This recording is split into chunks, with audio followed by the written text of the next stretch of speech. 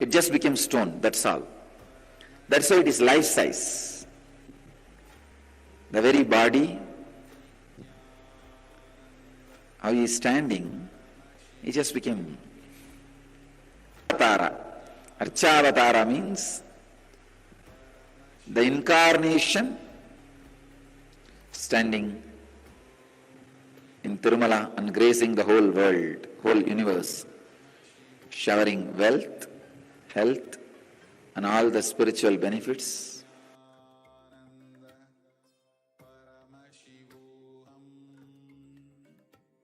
And yes, that was what the Supreme Consciousness revealed about Bhagavan Venkateshwara. And today you will be learning some powerful cognitions. So, powerful cognitions that you will be learning is about the sacred science of our Samadhi, about Venkateshwara, and powerful cognitions about wealth and abundance, and what is blocking your wealth and how to manifest wealth and abundance in your life.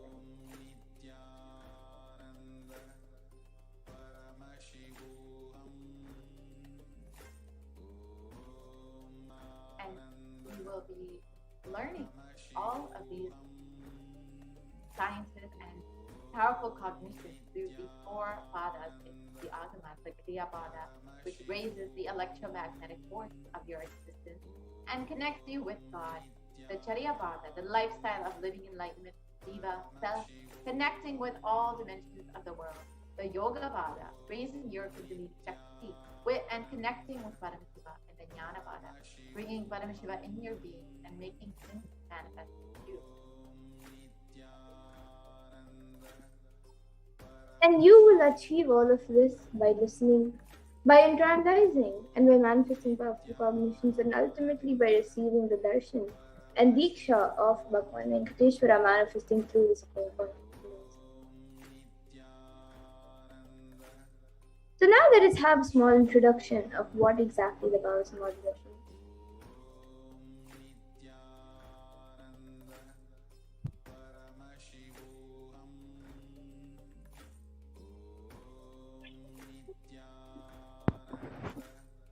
So Samadhi means one with the source, and Adi means, so Sama means one and Adi means source. So Samadhi means one with the source, and Bhava means attitude or aspect.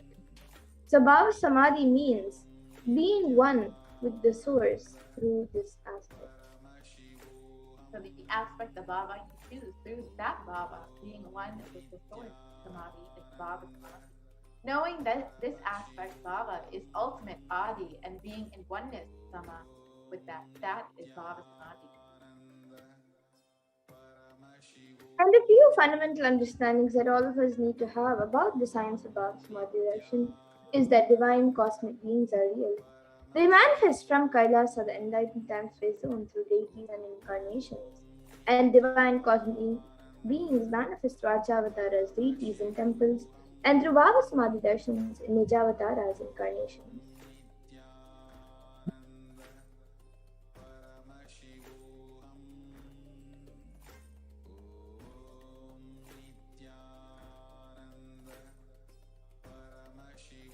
Bhava Samadhi awakens your Kundalini Shakti, which is the latent potential energy in every human being. Awakening of the Kundalini Shakti results in extraordinary abilities expressing through us like the third eye awakening. The ability to have remote vision and the ability to scan anyone's body, levitation, teleportation, and materialization.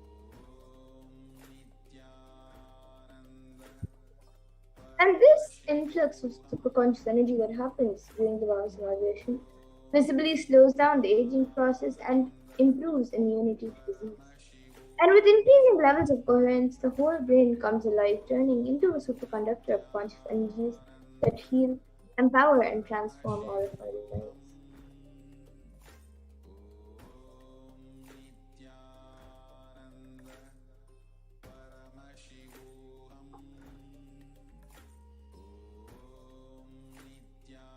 Having darshan or even a glimpse brings lasting transformation and cleansing lifetimes of karma and raising you to the next level of superconscious breakthrough, like hitting the reset button on your very being.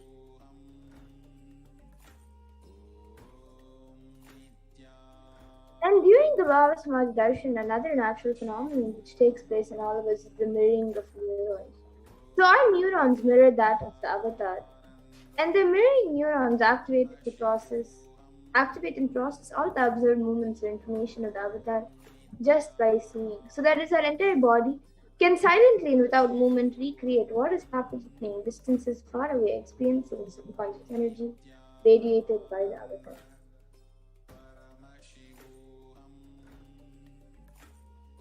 So now let's see a small introduction of who the Supreme Point of Hinduism is, the one who is giving us this pure and great science of the Bhava Samadhi.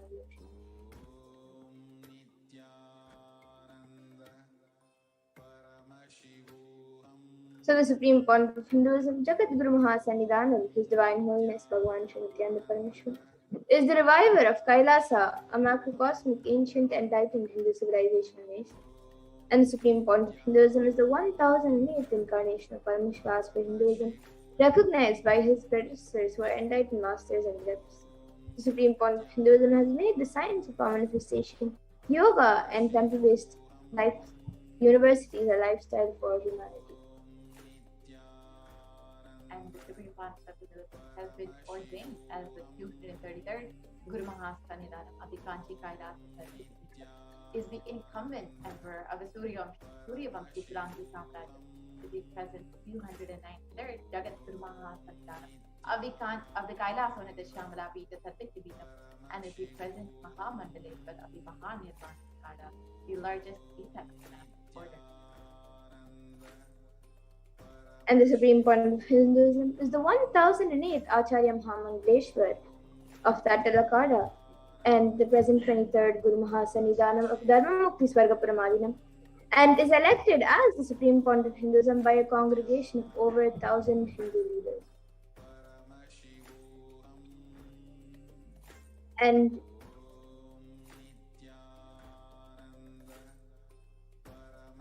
the Supreme Concept of Hinduism is revered as a teacher of Hinduism, the most prolific, most viewed, read, and watched, and has authored over 300 books, 10,000 articles in 3 languages, English, Tamil, and Sanskrit, which have been translated into 50 languages with over 1,000 titles, has over 20 million copies of books and articles sold, read, and downloaded, and has over 10,000 hours of discourses, and has enriched and enriched over 1 billion lives digitally. The Supreme Concept of Hinduism is respected as the commentator of all the sacred scriptures, including the Upanishads, the Bhagavad Gita, the Shiva Sutras, the Brahma Sutras, the Yoga Sutras, the Ashtavakra Gita, the Jain Sutras, and more.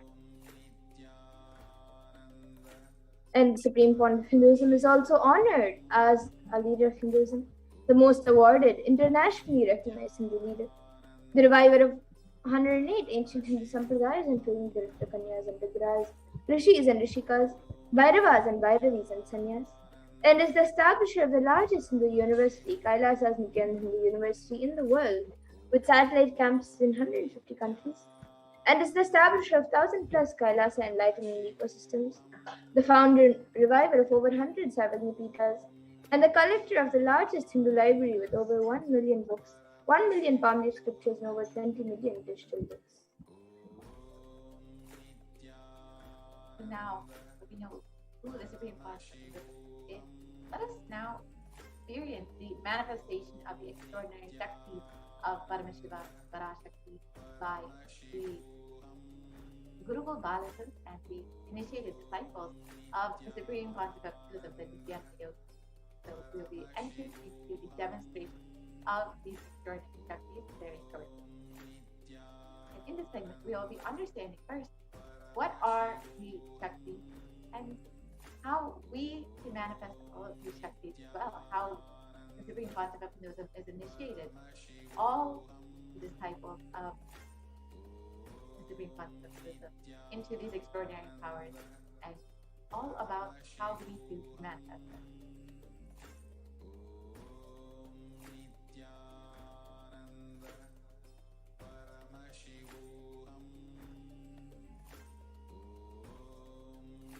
Yes. So today, the Balasans, the Nithyananda Yogis, and the initiated disciples of the Supreme Point of Hinduism will be demonstrating and sharing with all of you the experiences and results of the extraordinary manifestation awakened in us through the Diksha, the initiation by the Avatar. And in today's Bhava Samadhi Darshan, all of you will also be receiving the initiations into the third eye awakening and various other powers with the blessings and grace of Supreme Confidence. We will be manifesting the following powers of third eye, which is seeing with the eyes blindfolded, as well as many other powers like the body scanning, remote vision, and much more. And for those of you who might be wondering where the third eye is located and how it works, the third eye is a cosmic browsing center located between the brows, which upon initiation, one can effortlessly express powers and see through the third eye just as you would with your two eyes. So now let us understand more about what exactly are these Shaktis, how they manifest, and what is their source. In the Vedas, the source scriptures of Hinduism, Paramashiva reveals 463 plus extraordinary Shaktis that can manifest in every human being. And the manifesting powers are described as in the Vedas and Agamas as a system, a method, and a science for human beings to explore the various possibilities and powers and have access to various states of consciousness. The Shakti is manifest from fundamental cognition that you are a divine and you need to manifest the divine, not that you are a man and you need to reach the divine.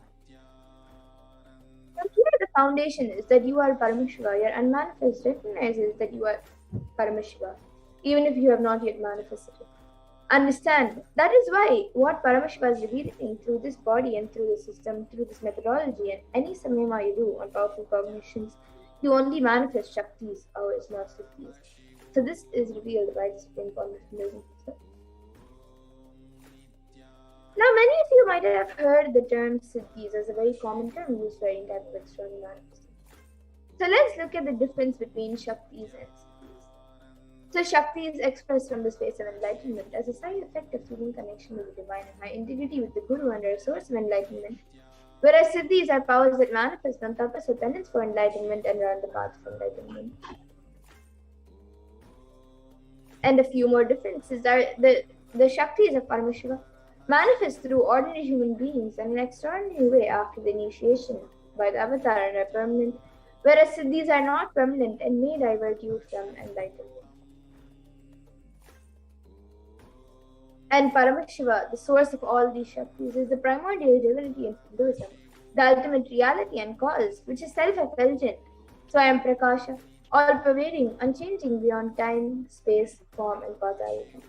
And as the fundamental base of Avyakta, the unmanifest, and Vyakta, the manifest existence, he performs the Panchakritya, or the 5 cosmic acts of Shrishti, which is creation, Sthiti, which is sovereign rulership and maintenance, Samhara, which is rejuvenation, Throbhava, which is pulling out of illusion, and Anugraha, which is liberating grace for all living entities.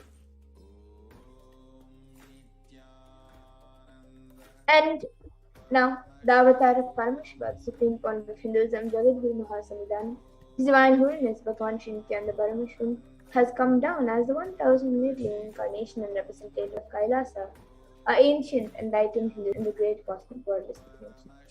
And ever since the beginning of it was lived and taught as a lifestyle. And for the first time in modern day, the supreme point of Hindu dividing these yogic sciences and transmitting it to the world at record-breaking pace, which is never accomplished before. And all of this knowledge and these sciences are passed down from one generation to the next through the science of Diksha, which is initiation by enlightened gurus.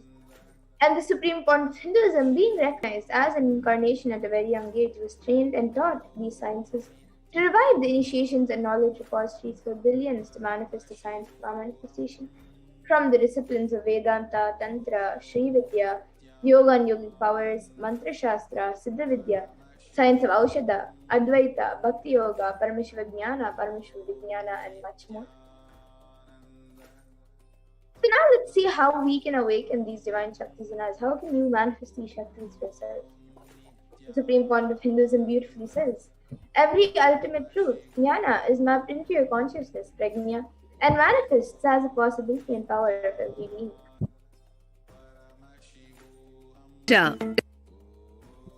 And the science of power manifestation is authenticated through 4 aspects of evidences, or pramanas as second stands for. So the first is the Shastra Pramana, which are the eternal, unchangeable truths revealed in the source scriptures.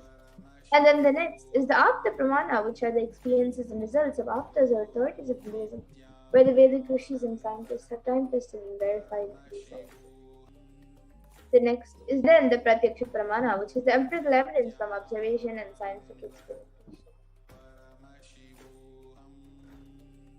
And now some of you might be wondering what exactly are these Vedas and Agamas, in which Paramashiva has described all of these sciences in a very elaborate way. So the Vedas are the ultimate superior authority for Hindus and are pure science where the ultimate truths are explained. And the Agamas are the scriptures where the applied technology and the applied sciences are expanded. So the Vedas and Agamas, the Veda Agamas, are given the status of Shruti as they are directly revealed by Paramashiva. They are the ultimate, eternal, unchangeable truths. And a reference cited from these Shastras or source scriptures is called the Shastra Pramana. So now, let us all get ready to witness a very unique and very exciting demonstration of the power of third eye after we go through the Pramanas for the power of third eye, which is seeing with eyes blindfolded. So the Shastra Pramana for the power of third eye comes from the Jnana Tantra.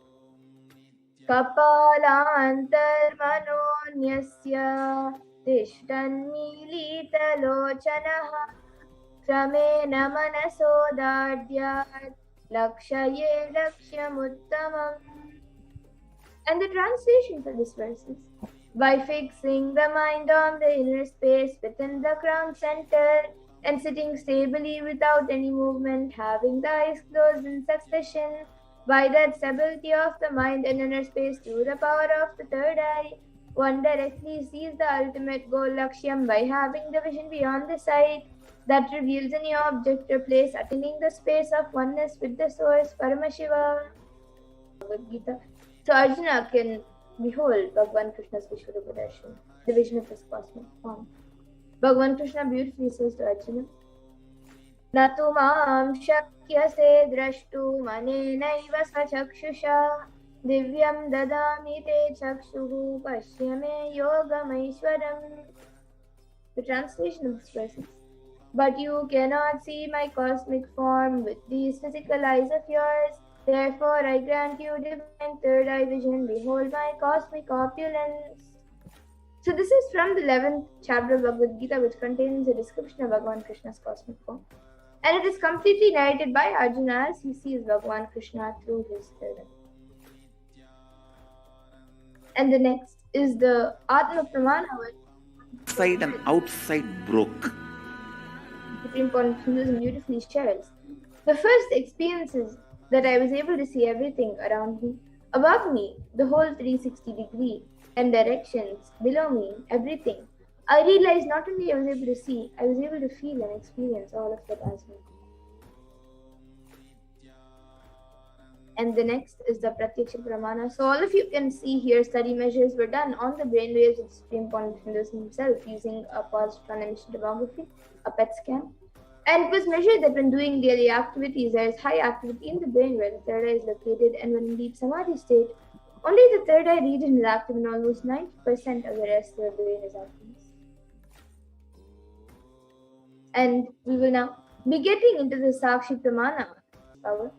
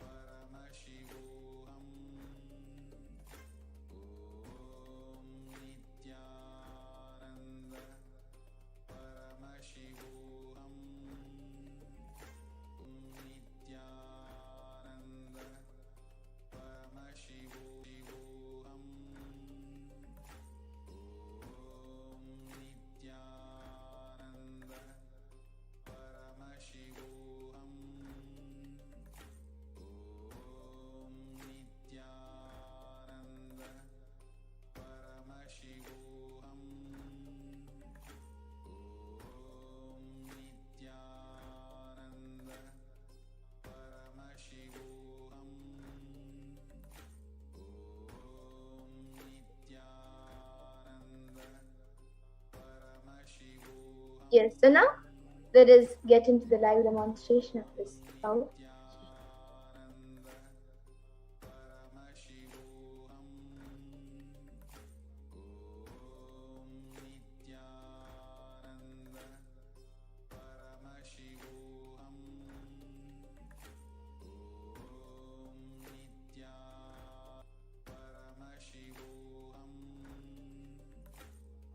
Yes, so here I have this I-band with me, which is certified by ophthalmologists.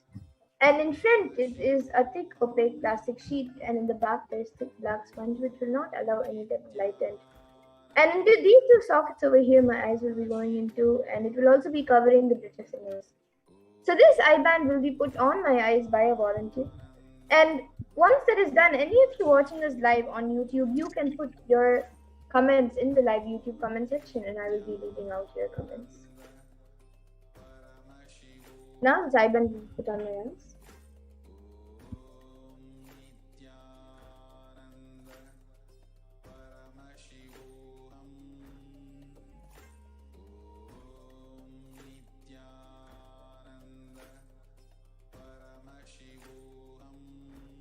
Yes. So now the I-band has been put. You can move a little to the left.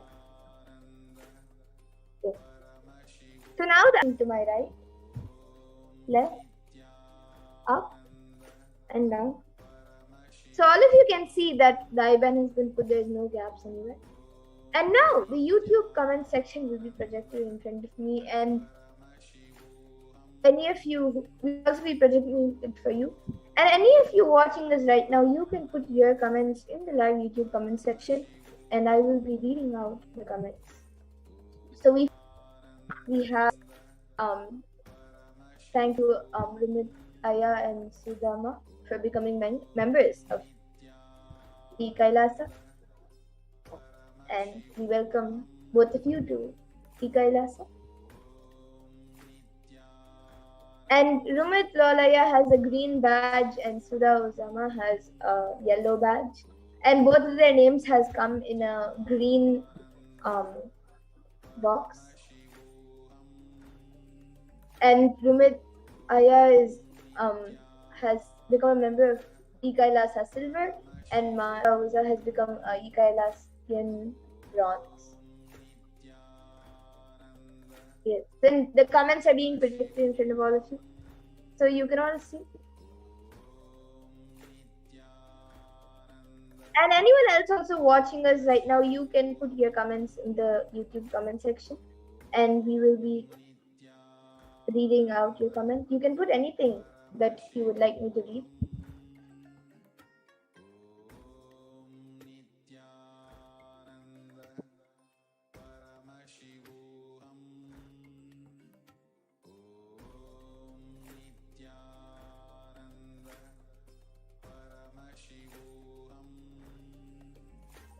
And before that, I actually here have a guarantee, which is one of Swamiji's books. And I will be opening a random page in front of all of you and be reading the contents of this page. So I've opened the random page, all of you can see. And now I will be reading out this page. So this is page number 214 and 215. And on page number 214 it says, the key is to understand the difference between doing things with awareness and doing things mechanically and out of fear. Doing things in the former fashion will never be in the latter way, will bind you and cause misery to you. You will be a slave. To drop an addiction, flood it with awareness. It will transform in the right way. Remember, never think that you need to drop an addiction. Anything that you resist will persist. You simply need to transform it by deep awareness, that's all. When you understand the language of transformation, you are on the right track. You are on the path of openness. People tell me, Swamiji, it is very inspiring to listen to you talking. Now we have to apply it in our day-to-day life and see if it will work. So be very clear, I always tell only practical things. Never think that I tell things that can't be done in day-to-day life. Actually, all I am doing is repeating the same Vedanta, but in different words, in the modern context, so that you feel comfortable listening to it. so that you feel that it is relevant to you, so that you can follow it. And there is another thing: if you read these ideas in a book, they will simply be moving from the head to the of the writer to your own head. There is no scope for any experience. But when you listen to these words from the master, from someone who speaks to you from the experience of his soul, they will enter deep into you, whether you are aware of it or not. So you can all see the page. You can all see the page.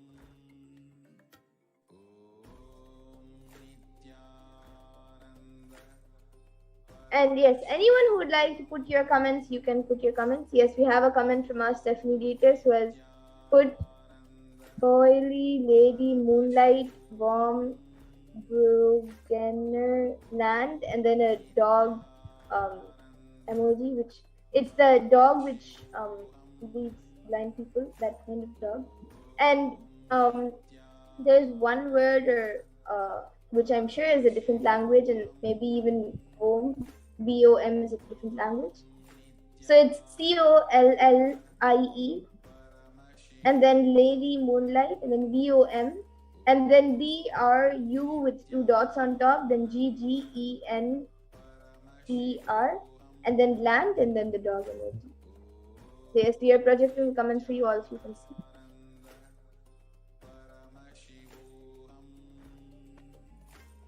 So all of you can see the comment from Master from Jesus.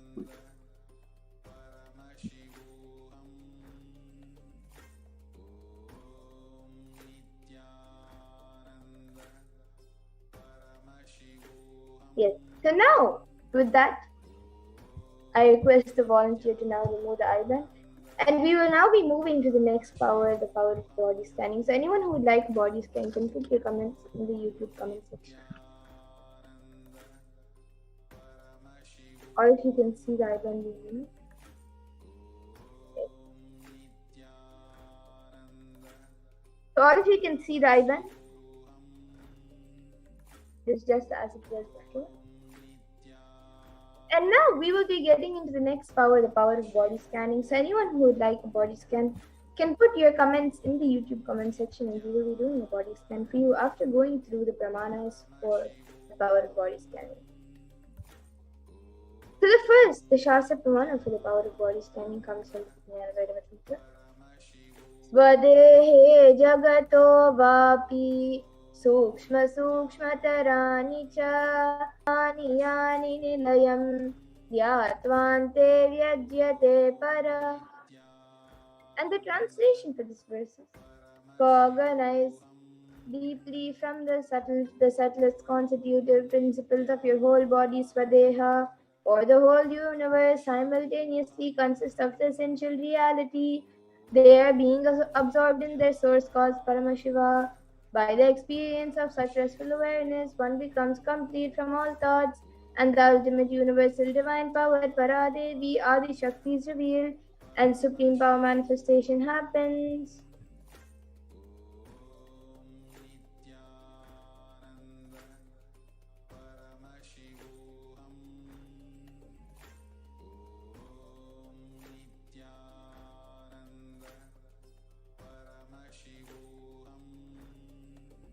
And the next, the Pramana for this comes from the life of Siddha, whose name is Tere.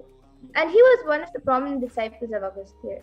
And one day a man suffering from severe headache comes to Agastya for healing. And Agastya then uses the power of body scanning and identifies the root cause of the headache. He reveals that there is a small Tere, a type of frog, sitting in the person's brain. And Agastya immediately instructs his disciple Tere to perform an open head surgery and remove the frog. And once the surgery is completed successfully, the person is healed and cured of a headache, and thus Tere gains his name. And then the next is the Atma Pramana, which was revealed by the Supreme Pontiff Hinduism himself on the 22nd of December 2019, of how he uses the power of body scanning. Paraphrasing his words: only when I had the multiple compound hand fracture, I was forced to go for surgery, and therefore for medical checkups related to that. At that time, they detected heavy metal quantity in my different organs. it was revealed that I had been poisoned without our knowledge. I immediately used diagnostic methods instead of medical facilities to study the body condition due to the poisoning. Through body scanning, I found out what the problems, imbalances had happened, and where balances had to be done. I used allopathy as a second opinion to verify my findings. And the next is the Sakshi Pramana, which all of you can see here. Here are just a few sharings, but around the world, thousands have experienced the power of body scanning and manifested it successfully, and even all of you will be able to manifest this power and all other powers as well. So now let us see a live demonstration of this power of body scan. So anyone who would like a body scan can put your comments in the YouTube comment section, and we will be doing a body scan for you.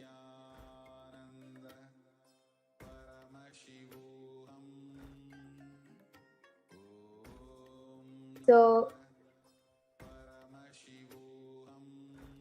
Rahul Aswanyaya has put, I'm interested in body scanning and to know what is the incompletion in wealth consciousness. Yes, Aya. Now I will be doing a body scan for you, Aya. Rahul Aswanyaya.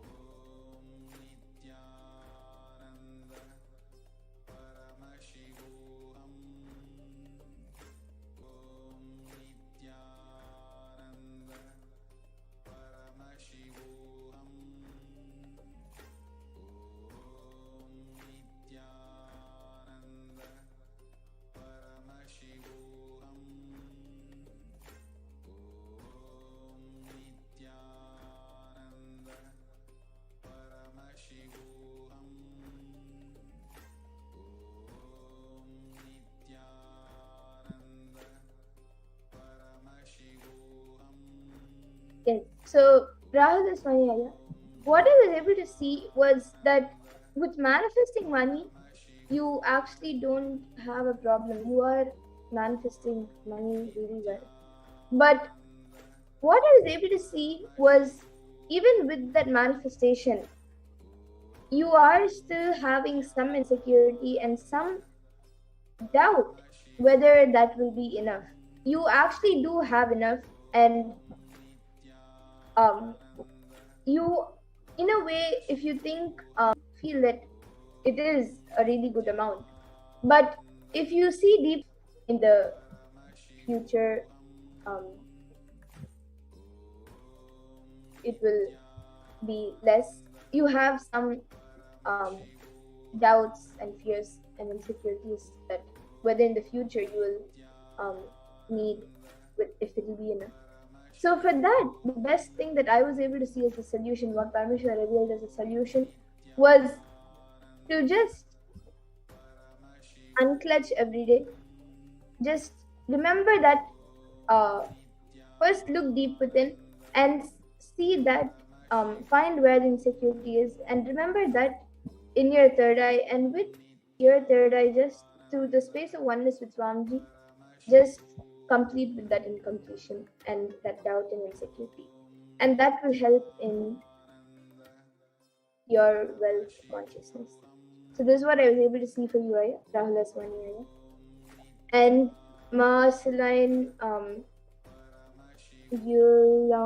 has asked for a body scan for your incompletion with food. Yes, Ma, now I will be doing a scan for that.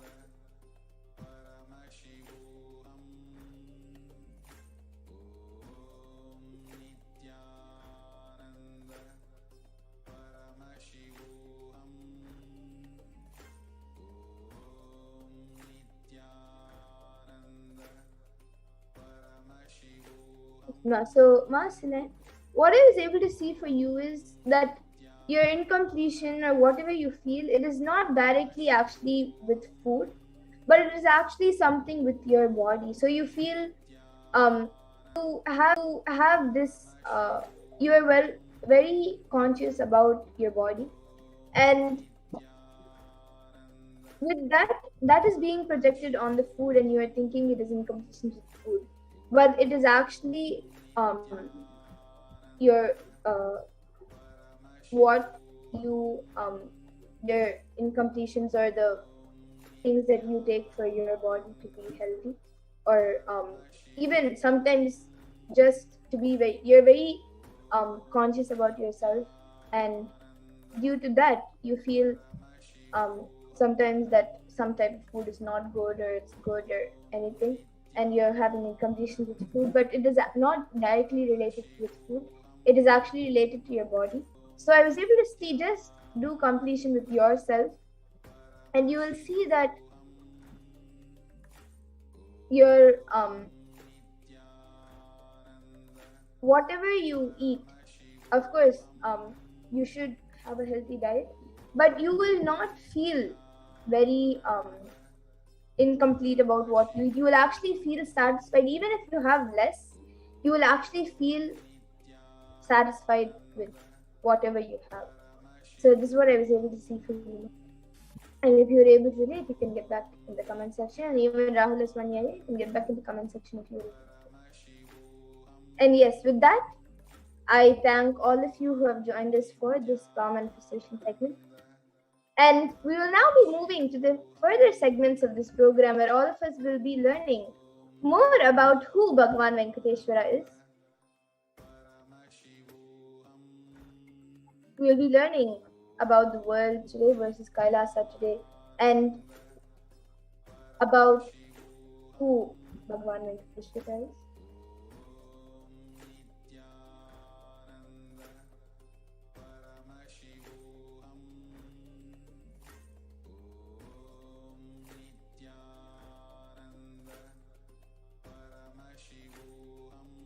So let us first look at the world today versus Kailasa today. All of us know that in the world today, due to the pandemic and various other natural disasters, unnatural disasters, and a lot going on, the world is suffering. And so let us see what Kailasha has to do for the world during these times of crisis.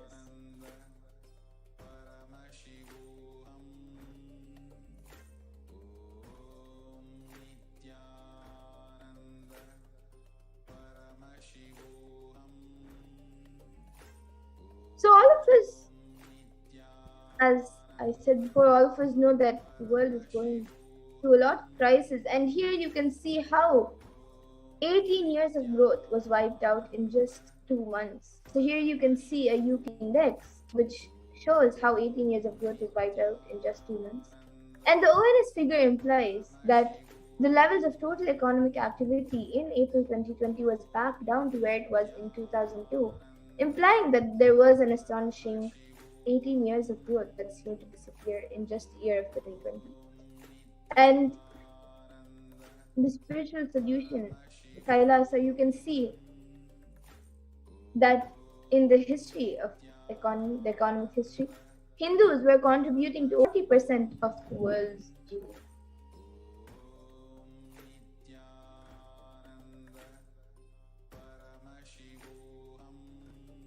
And yes, now let us learn more about who Bhagavan Venkateshwara is.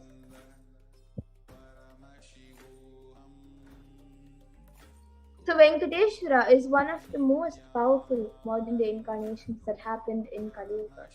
Mahavishnu came down as Sheshadri and Bhudevi took birth as Padmavati. And they got married and stayed in earth with the body for at least 200 years and created a beautiful kingdom, blessing the devotees with wealth, health, and all the auspicious things.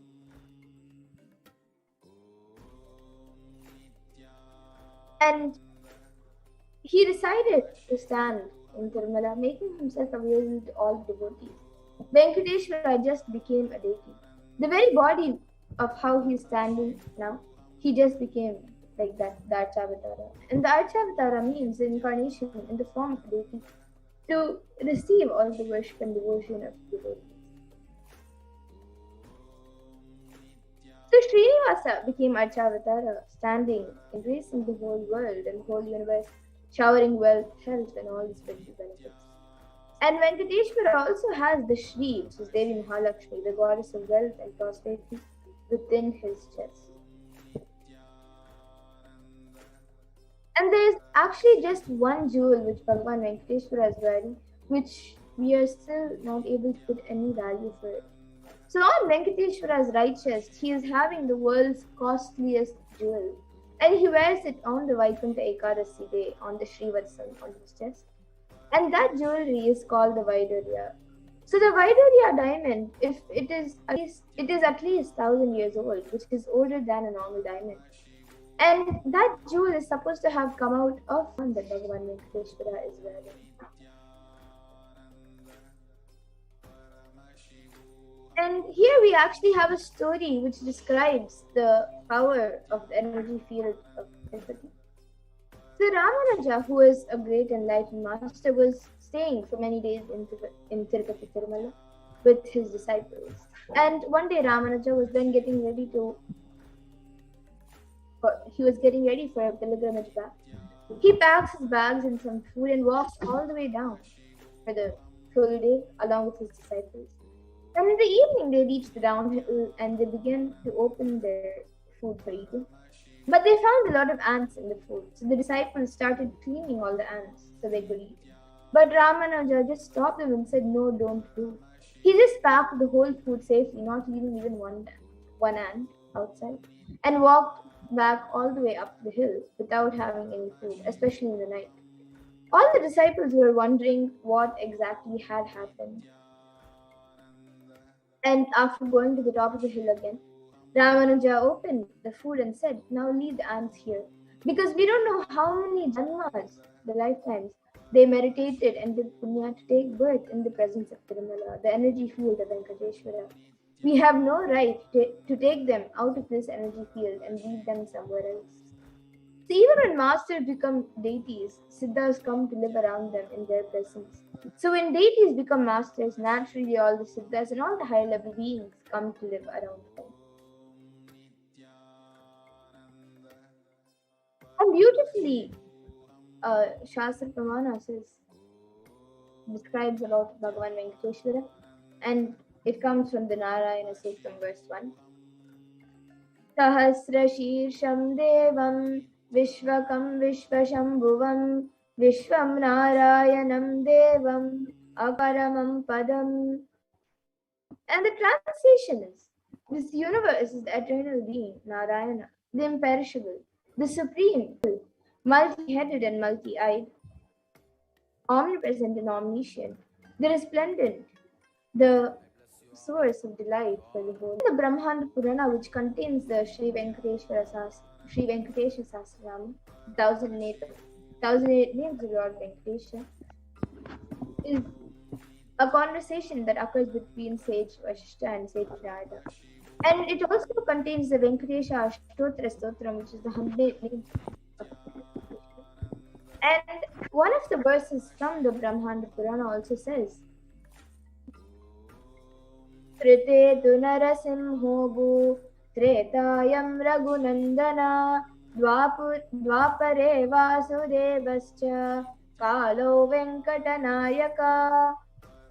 And the translation for this is, in the Krita Yuga, Lord Narasimha; in Treta Yuga, Lord Sri Rama; in Dwapara Yuga, Lord Sri Krishna; and in Kali Yuga, Lord Sri Venkateshwara, are called the Pratyaksha Daivams to living beings.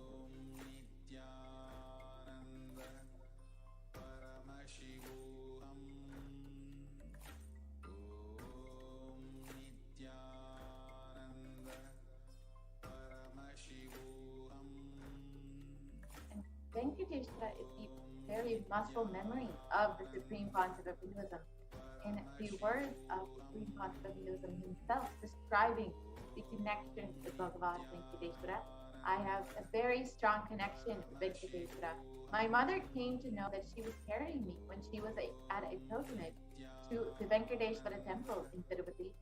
She did the Anga Pradakshina, the circumambulating the temple by rolling on the floor around it. And after that, she vomited. Usually people vomit after the Anga Pradakshina. They gave her the prasada, the consecrated food of the laddu, the fried Indian sweet. And after that also, again she started vomiting. Then the elders saw the pulse and confirmed that she was carrying. The first sweet I got is from Venkateshwara. I have a strong connection with Bhagavan.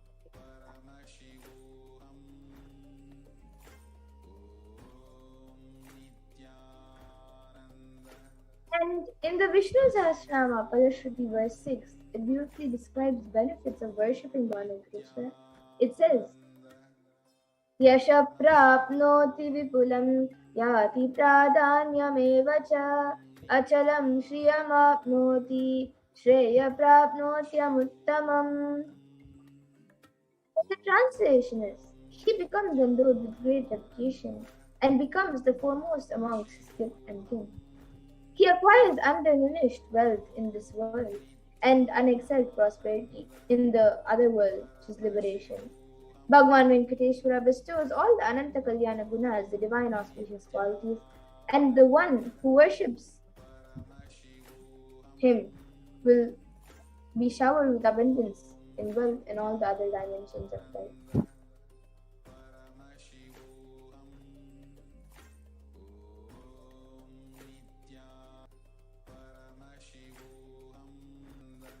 In today's darshan, Bhagavan Venkateshwara would be manifesting through the Nijavatar, the 1008th living incarnation of Paramashiva, the supreme concept of Jagat Guru Mahasantan, whose divine holiness, Bhagavan Nithyananda Paramashivam. You can receive the blessings and initiation to awaken the wealth consciousness in you.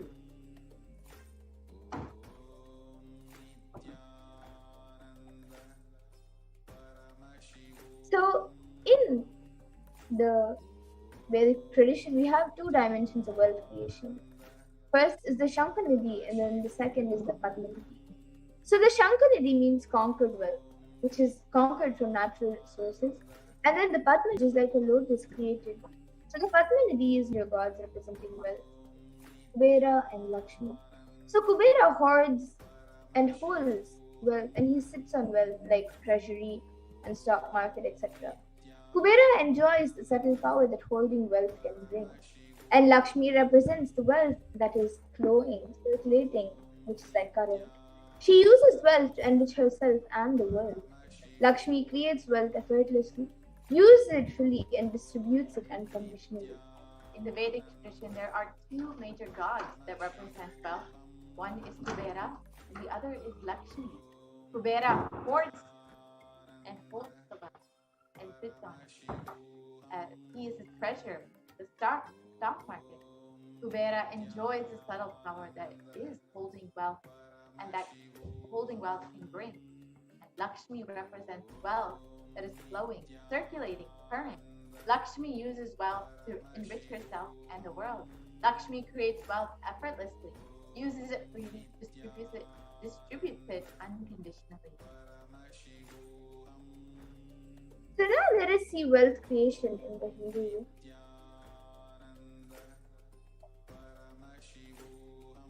So life can be equated to two things. One, the ability to achieve what you want in the inner and outer world. And two is getting stuck in both the worlds. So these are the only two equations.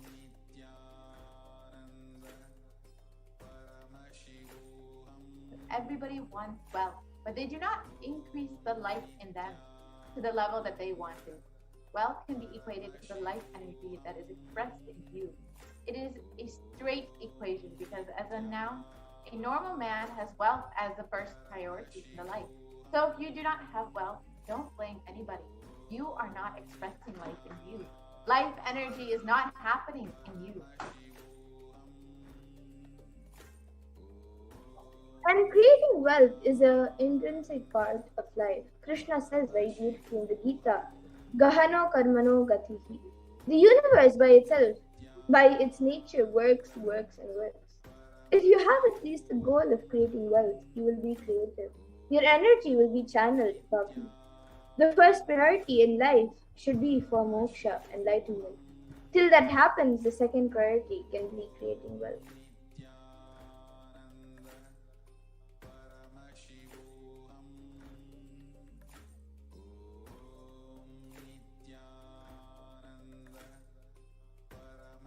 Creating wealth makes you non-violent because your whole energy becomes creative.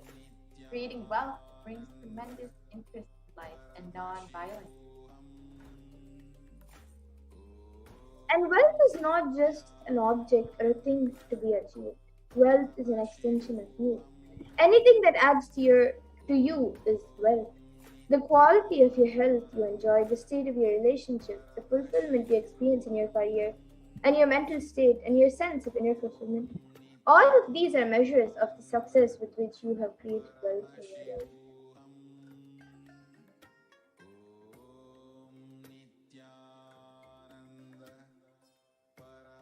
Wealth is currency. Money is one type of wealth. Currency is another type of wealth. And the assets are one more wealth. Being alive and active is also another wealth. All the four put together is wealth. Money, currency, assets, being active. Wealth is neither bad nor good. It is simply a utility. And wealth consciousness means making a clear decision to break out of the myths and mental patterns that impoverish us and draw us again and again into the poverty cycle.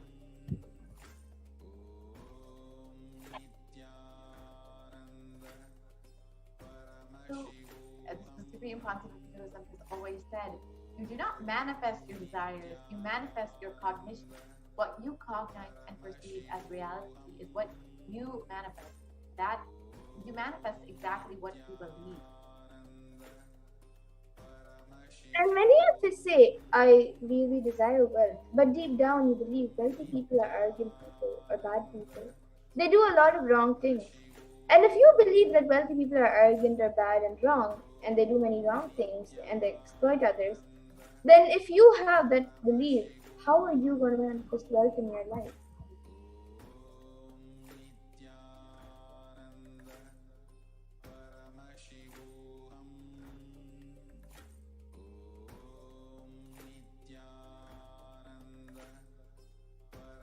Your perception is the material out of which your reality is made. If you desire wealth, but you believe deep down, you perceive, you cognize that wealthy people are bad, or wealth is too much responsibility, naturally you will not manifest wealth in your life.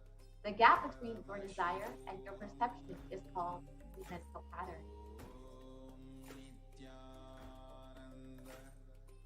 So let us now look at all the beliefs that you carry about wealth.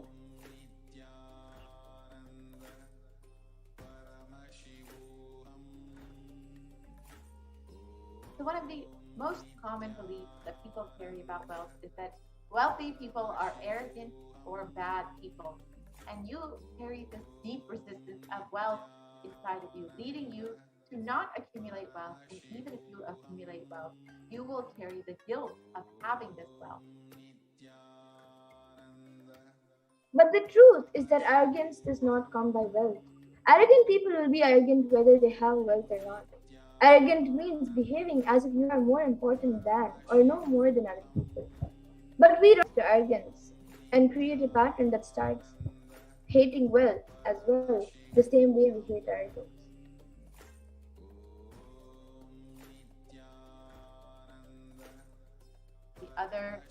Another common belief that we carry about wealth is that poverty is good. Deep inside of us, we label poverty as a good quality. We feel reverence and respect for poverty. Then how are we going to generate wealth if we poverty so highly? And another common belief is that handling wealth is more responsibility. We may feel uncomfortable that whatever I want, I will not get. You maybe actually came to this conclusion by looking at some wealthy people who did not have time for themselves. That is the truth.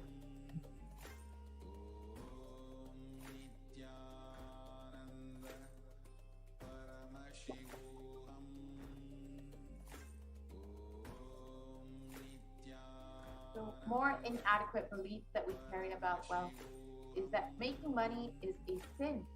However, the truth is that you can create as much wealth as you can celebrate it, share it. Wealth consciousness is life. High creativity with high responsibility. And another common belief is that wealthy people work smart, not hard. However, don't be too lazy to bend your body and mind. To realize your dreams, read the stories of any famous millionaire today, and you will see that wealth does not come from a genie in a bottle. It comes from hard work.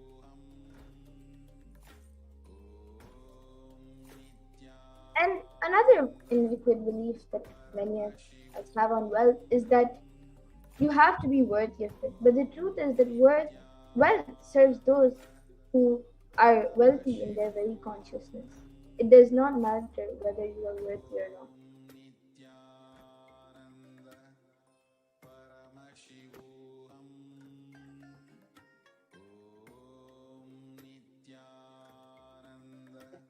And in the coming segments, we will be understanding the secrets of attracting wealth as revealed by the Supreme Consciousness himself.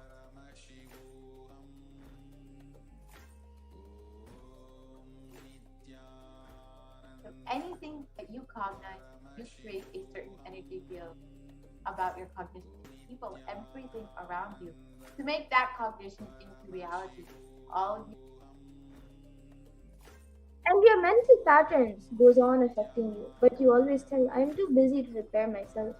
It is like sitting in a broken car and go on be rotating the handle, pushing and pulling the gears. You can do whatever you want. You are not going to move even an inch. And if somebody comes and says, why don't you repair your broken car? You're not moving. You say, no, no, no, I'm too busy to repair. I can't get down now and repair because I'm hardly going to some place. But that is utter stupidity.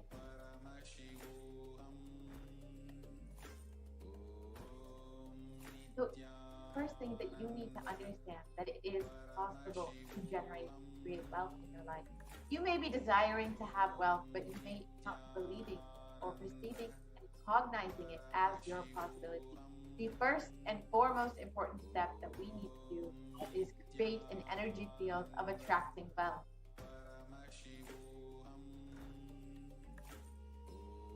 So now let us all watch a satsang where Buddhism speaks about the secrets of attracting wealth.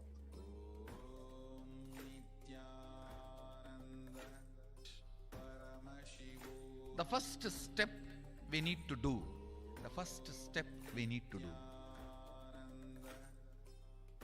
looking back, the gap between your desire and your cognitions, how you started perceiving wealth, money, how you started perceiving. I can tell you a small story. First time, how I was introduced to money and started interacting with money. I still remember my 3rd birthday. My father has given me a Ganesha who actually ate food. If you have read my biography, you would have read the incident.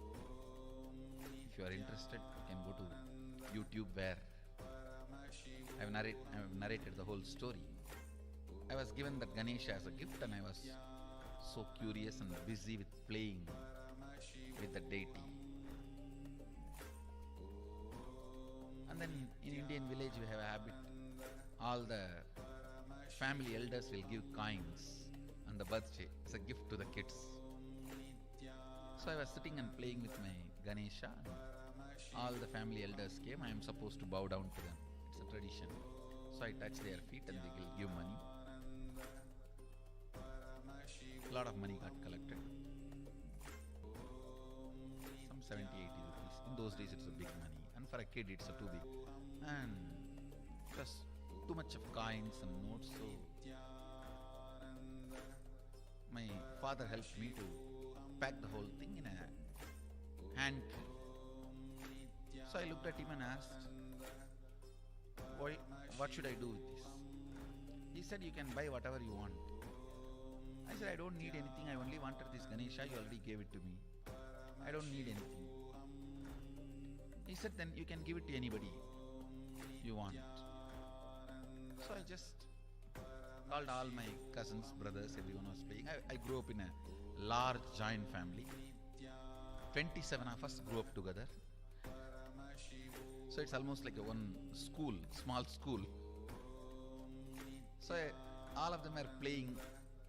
I called in my loud voice, hey, anybody wants to come and take this money? I don't want it. So 4-5 kids were running and my elder brother ran fast and took the whole thing, whole hand key. My father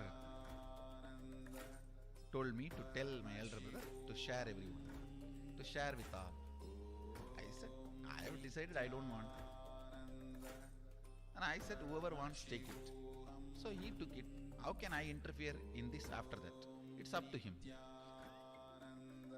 I will not even interfere, giving any further instruction to how they should share or who should share and all that. I said I don't want. That's my first relationship with money. I still see very clearly that's the same relationship.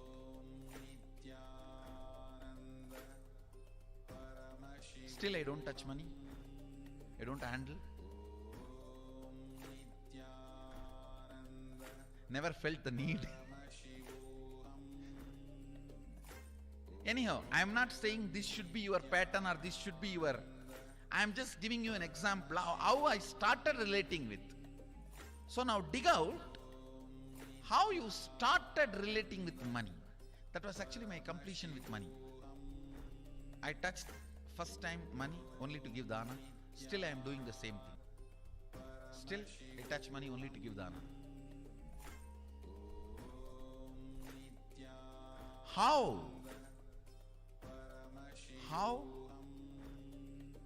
you cognized money, wealth, what all your perceptions and beliefs and cognitions about money. Let's dig out. Let's get them out first. The moment you remember money, does it bring tremendous pain, suffering, impossibility, all that in you? What is the emotion or energy it invokes in you?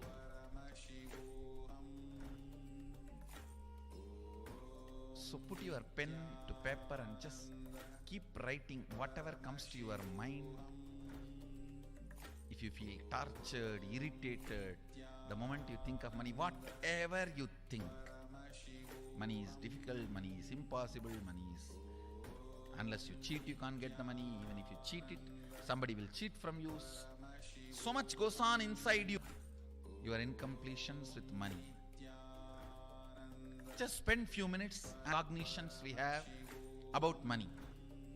Listen, the first step we need to do now, cleaning up these mental thought patterns, the incompletion patterns related to wealth, and stopping them from recurring. Please understand. Biggest problem is when you do not recognize something as a pattern, it continues to exist in you and recur. Please understand. Recurring. For example, today you remember, yes, I have a lot of incompletions and patterns. Incompletion means, let me define.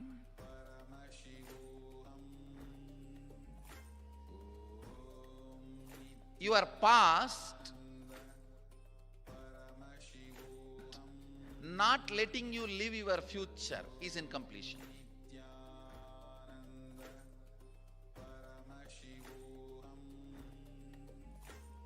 It has no logic. Because love of somebody, you decide never to love again.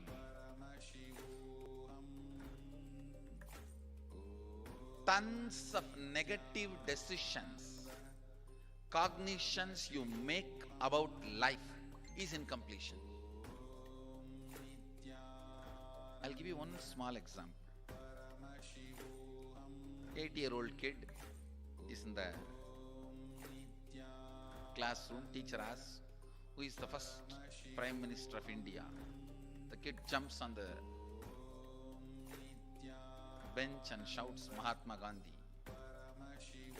Naturally, the whole class laughs. Because Gandhi is not, neither is Mahatma nor he is first Prime Minister. Okay, let's leave it. When the whole class laughs, she decides never to come in the front, jump up and be active. Even after 50 years, if she becomes a CEO of a company, in the team meeting, she will be telling her ideas to somebody else and somebody else will be presenting. Even if she is the head of the meeting, she will continue to suffer the decision she made at the age of 8. How many of you see this is happening even in your life in some form? That is what I call incompletion. By Sadashiva in Agama. Sadashiva is the first Guru, Adi Guru. He explains in Agama. Of course, the moment I utter this word, many will have many questions. What? Sadashiva? He was supposed to be God. Was he Guru? He was supposed to be energy. Was he teaching? Let me be very clear. He is the pure consciousness beyond time and space, but he also assumed form within the time and space. The formless came in form many times and taught the great spiritual truths. We should not even use the word peace, is the right word. Patterns known, unknown. Understand, if you know the reason for certain pattern, it is called known pattern. If you don't know, it is unknown pattern. Sometimes you will have a heaviness, suffocation, but you don't even know why.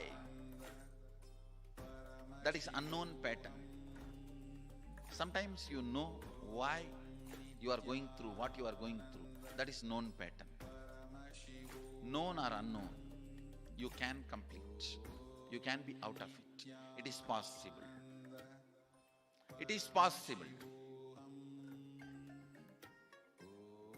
I'll explain the science of completion. Understand, this one technique can help you whether you want to get rid of your headache or your whole ignorance and get into enlightenment. Whether you want as simple as healing your headache, complicated as enlightenment. Anything, this one technique can give you. This one technique.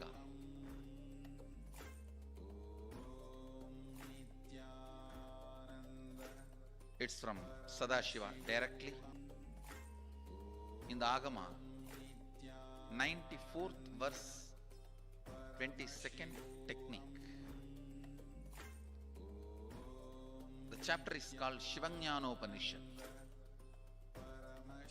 and also called as Vijnana Bhairava.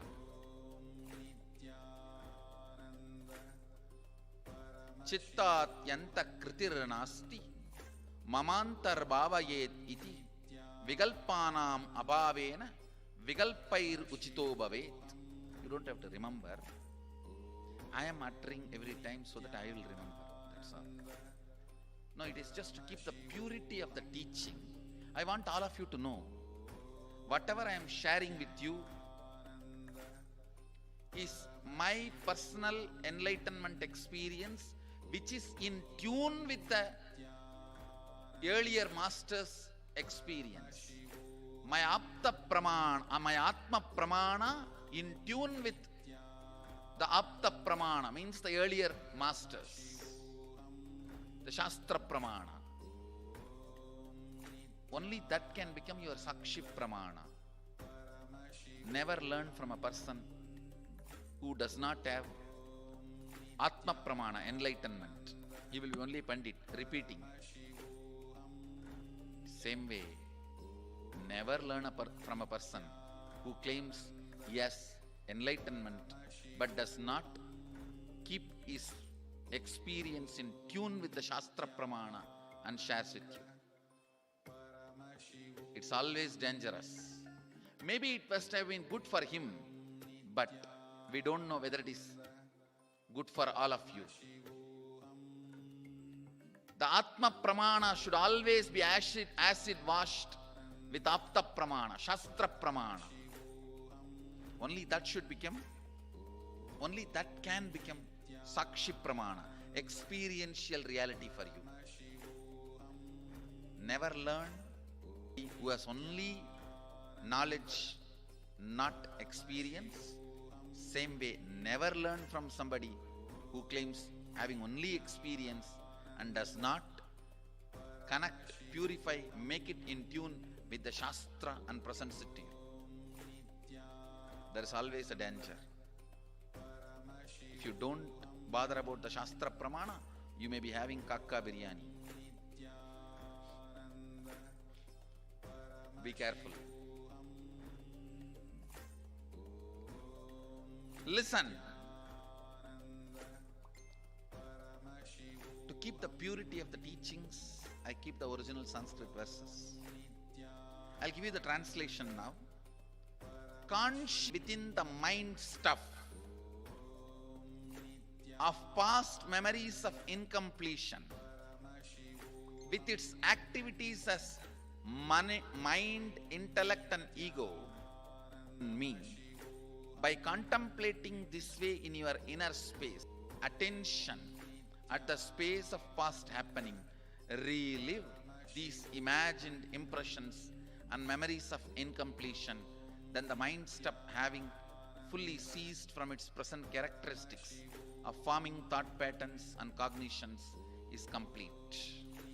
Thus you become complete and achieve the original space of complete completion. Listen, now I will explain. I have read out the translation. I will explain what to do. Now you wrote many of the patterns, incompletions, thought currents you are having about money, ideas, cognitions you developed about money from the young age. Do only one thing. Just go back to that same age when the incidents happened in you, the cognition started building in you, the beliefs started building in you, the ideas started building in you, the perception started building in you. Relive the same situation. I am not asking you just remember. Remembering means, for example, something happened at the age of 7 which is still hurting you about money. You asked 1 rupee from your uncle and he did not give, but he gave it to his son. It's still sitting and hurting.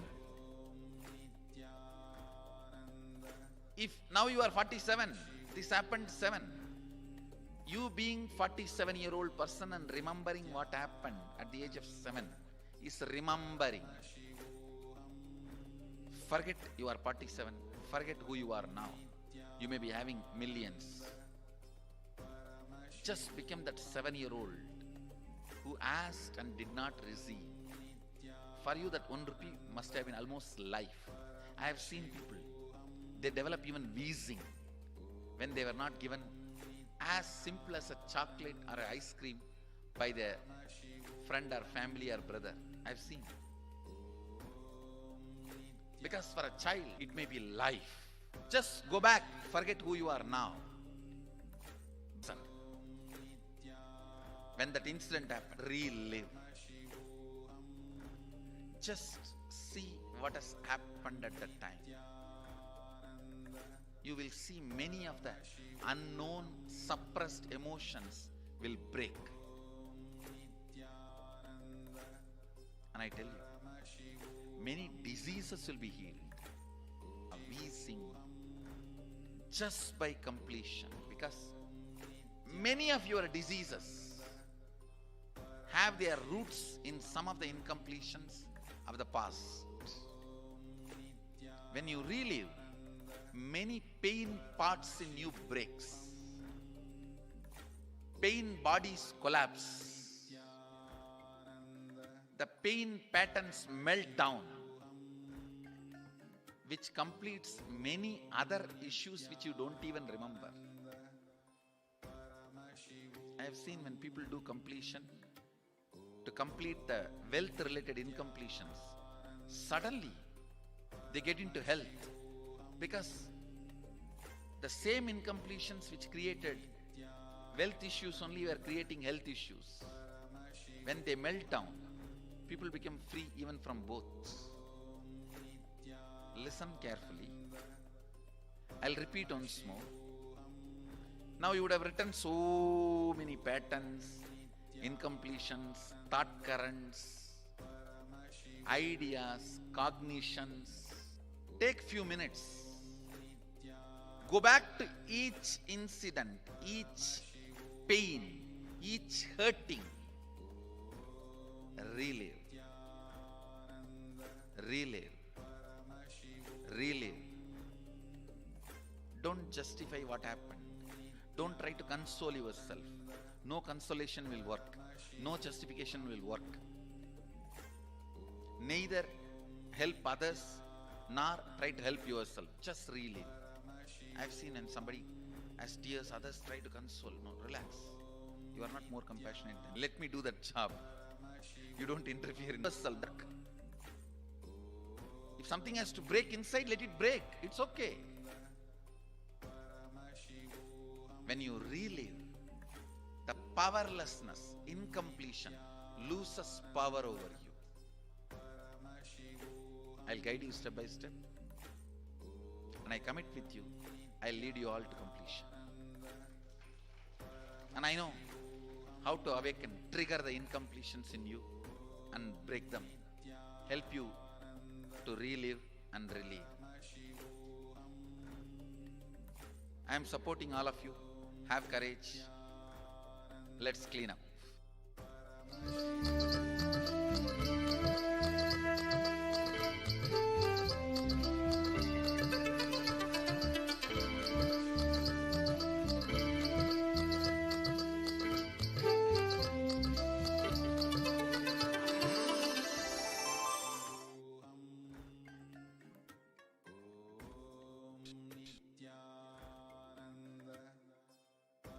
Yes.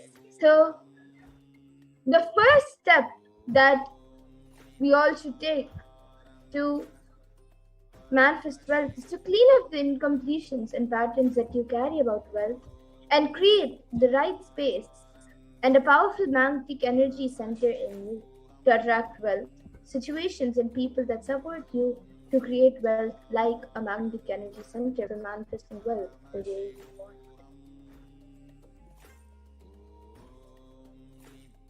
So let us now do a small exercise where you can start digging out all the incompletions that you have about money. Just keep writing whatever comes to your mind. The moment you remember money, does it bring tremendous pain, suffering, or impossibilities? All that in you, whatever is the emotion or energy that is invoked in you, just start writing it down. And the moment you think of money, whatever you feel and you think, whether it's money is difficult, money is impossible, or unless you cheat, you can't get money, or even if you cheat somebody, someone else will cheat from you. So much goes on inside you about money when you think about it. So all your incompletions with money, which you have, just spend a few minutes and write it down. So you can dig out all the incompletions, beliefs, mental patterns that you have, and the perceptions and cognitions that you have about money. So, yes, let us sit and go through this process intensely. Write down exactly what you feel the moment that you think of wealth, of money, and spend time going through and understanding what ideas and cognitions, the incompletions that you carry about money. You just spend a few minutes writing all of those incompletions down, writing all the beliefs, the mental patterns, and the perceptions that you carry about money, whether it is, again, the example that money is difficult to obtain, money is too much responsibility, money is unachievable, impossible, whatever it may be. Spend time writing all of those ideas and consciousness down. Let us spend the next few minutes doing this process.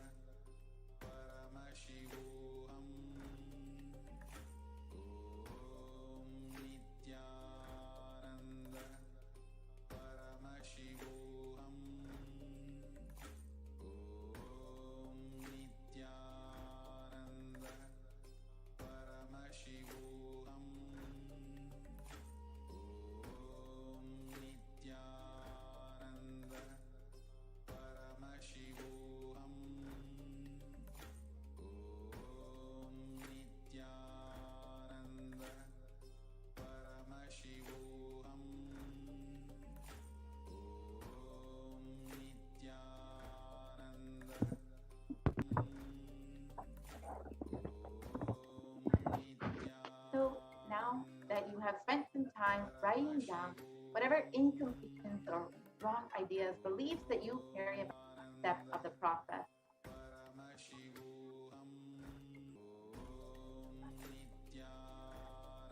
So each time to identify that incident when the wrong or incomplete belief about wealth started forming inside of you.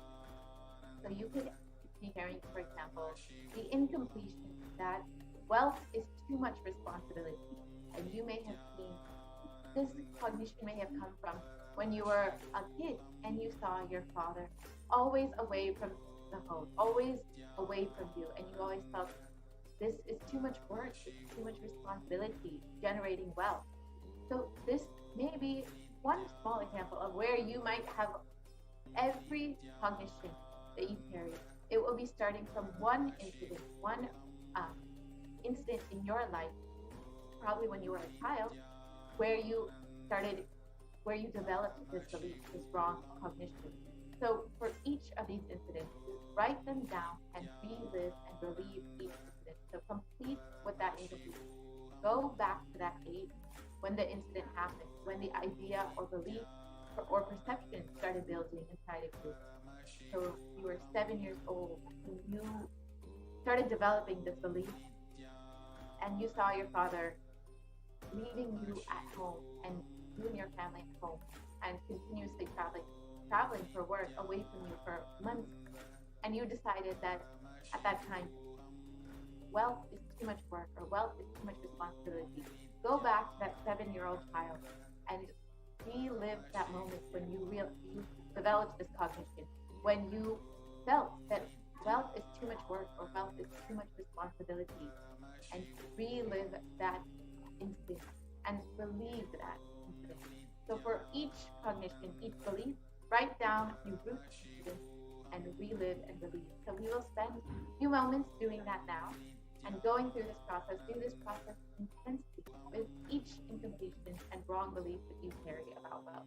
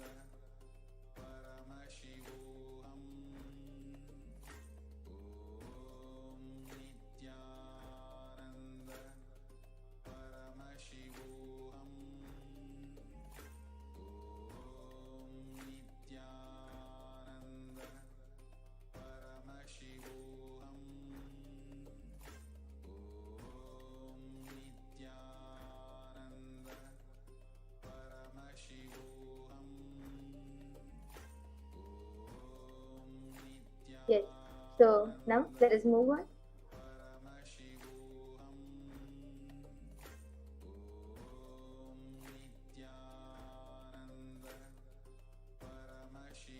So the next step of this process is to consciously decide what you want to manifest in the next 3 months in the wealth dimension.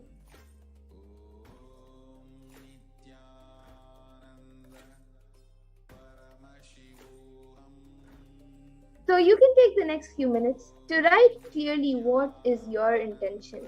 What is it that you want to manifest in the next 3 months in the field of wealth?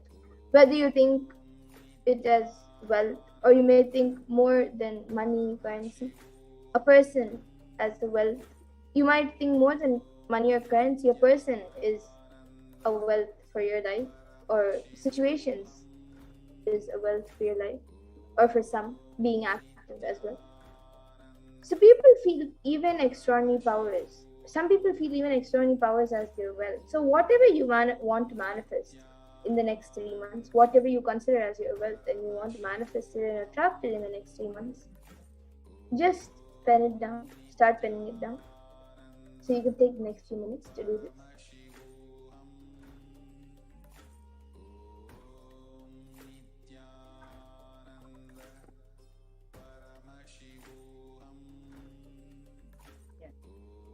Now, just spend this time to pen down all of your intentions and exactly what it is you want. Be very specific. For example, if you want to manifest a certain amount of wealth in your bank account in the next 3 months, pen the exact number down. If you want to manifest a certain job, if that's what you consider as your wealth, then pen that down, exactly what you want. So make sure that you are very consciously putting down exactly what it is you want to manifest, writing down your very consciously. So you can go ahead and spend a few moments to do this.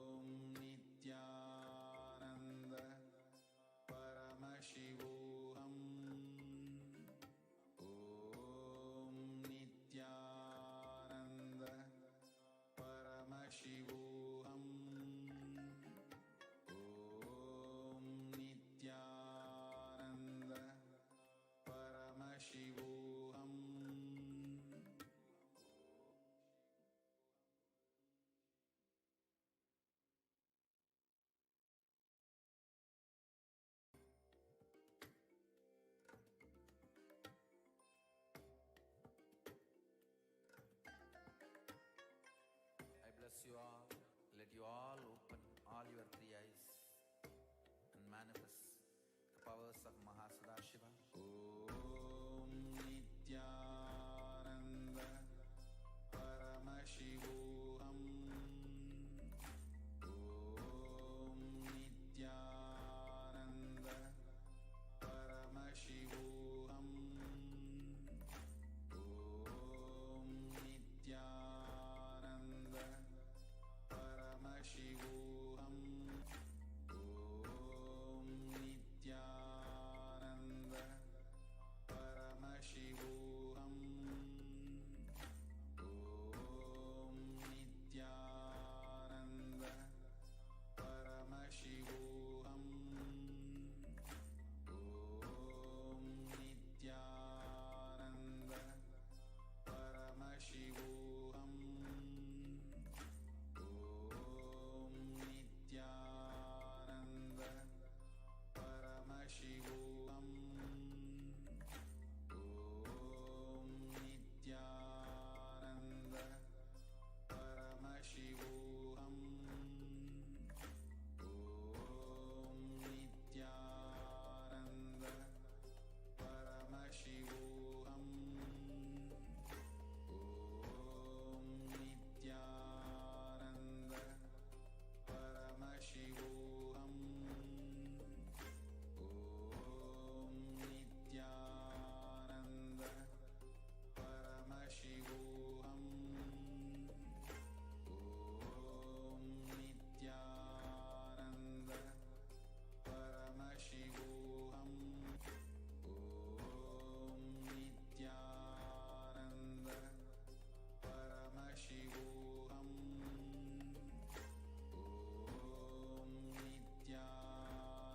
Nithyananda Paramashivoham. Om Nithyananda Paramashivoham. Yes. Now that you have written down exactly what it is you want to manifest in your life to be well dimensional, and now that you've set your intention, let us move to the next step where we will understand exactly how we can manifest our intention in the dimension of wealth.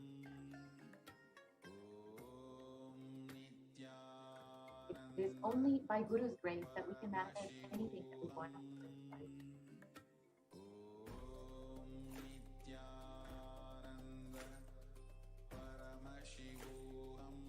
So, with deep devotion and oneness with the Guru, you can complete all the binding cognitions on wealth and manifest life with prosperity and abundance.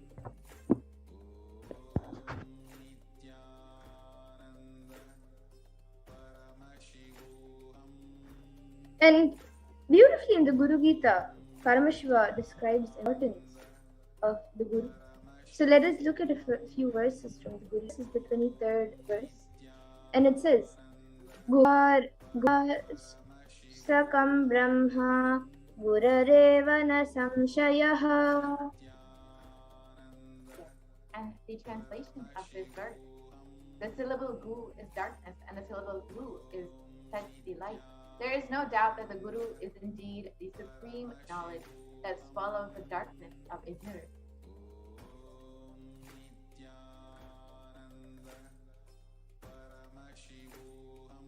And the 18th verse of the Guru Gita says, Guru Murtim Smare Nityam Guru Nama Sada Japet Guru Ragyam Gurur Agnam Prakurvita Gururanyanna Bhavaye.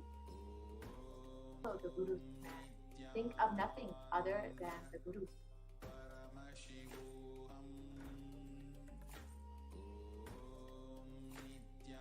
And the 11th verse of the Guru Gita says, Sarva Papa Vishuddhatma Shri Guru Pada Sevanat Dehi Brahma Bhavedyasmat Tvakri. And the translation of this verse, out of compassion for you, I shall tell you how the embodied soul becomes Brahman, having been purified of all sins by serving the feet of the Guru.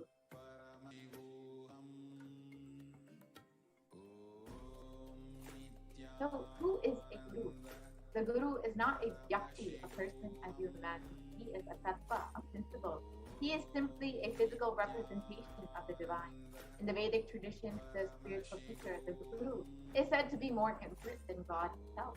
God is always and everywhere, but it is the guru who opens the disciples' eyes to the existence of God.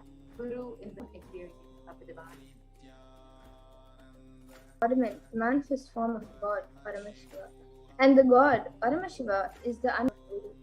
So God is the state of Guru, and Guru is the statement of God. Gurus are the manifestation of Paramashiva, and Paramashiva is the unmanifest existence of the Guru.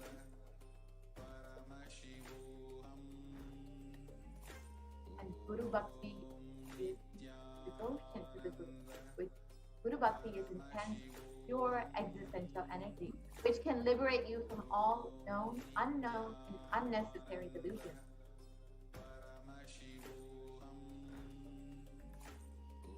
So just with the pure faith of devotion to the Guru, you can beat all of your incompletions with wealth and manifest better eating.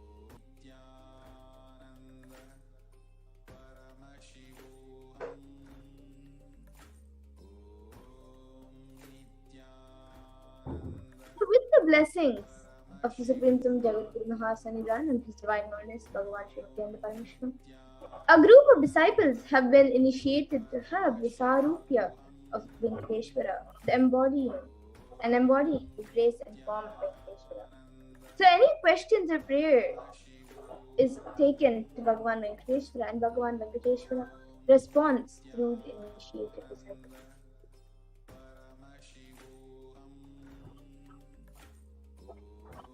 You can go ahead and ask your question now and fill out your prayer to Bhagavan Venkateshwara at tinyurl.com/daisyreading, DEITYREADINGS.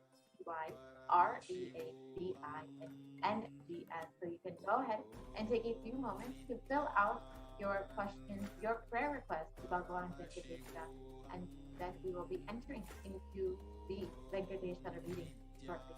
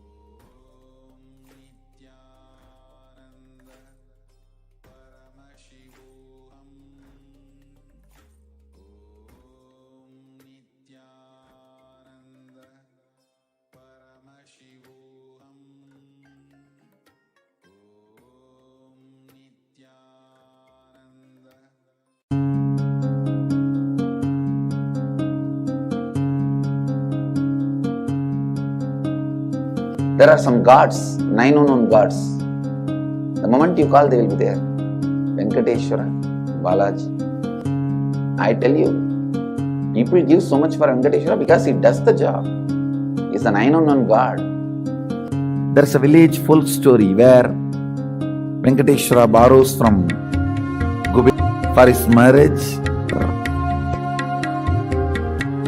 This whole story, beautiful story of Venkateshwara is an amazing concept. He is making Yaksha into Lakshmi. He is making the reserve to reserve. It's an amazing truth.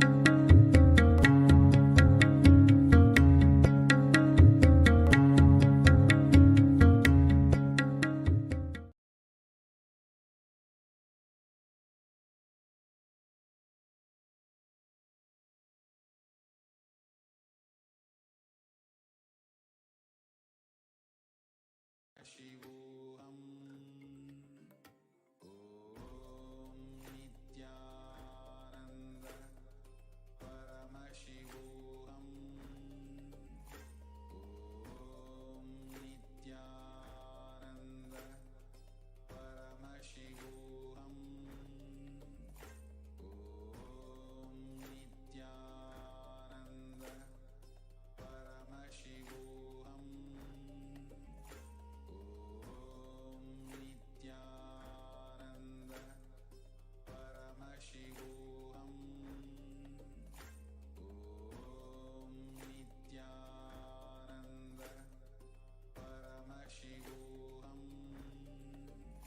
Om Nithyananda Paramashivoham. Om Nithyananda Paramashivoham.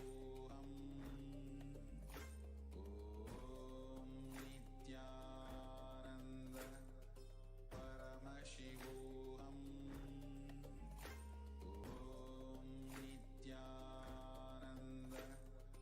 Paramashivoham.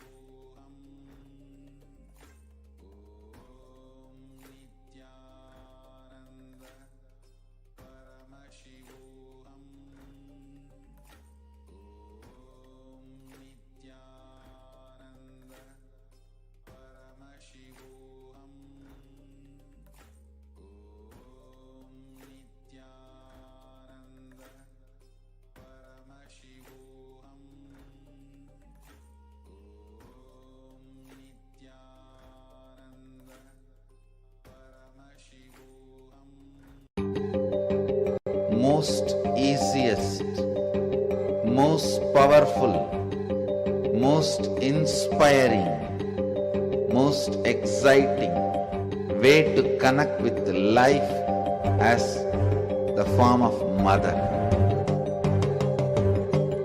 Navaratri is the time to connect with cosmos as mother. Celebrate cosmic mother. These 9 days we worship mother, worshipping divine feminine. Yadumadi Nindrai Kali, Om Kali, Om Shakti, Om Kali, Om Shakti, Om Shakti, Om Shakti, Om Shakti.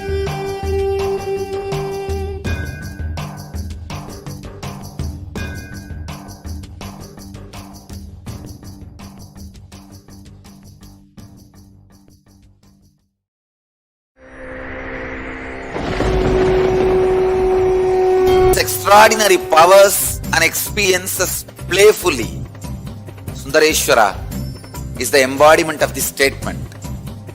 He is not Shiva as you understand, sitting in the Himalayas, frozen in the ice, in Samadhi. Sundareshwara is an artist with tremendous heart, ready to listen to human sufferings, ready to bend for human emotions. The one and only thing you need to obtain His grace is simple feeling connection. That's all. He bends for anybody, to any level. Even the word compassion is too small. He is still available. Even now, He is there, he assumes human body and relates with you, answers you, responds to you, raises you.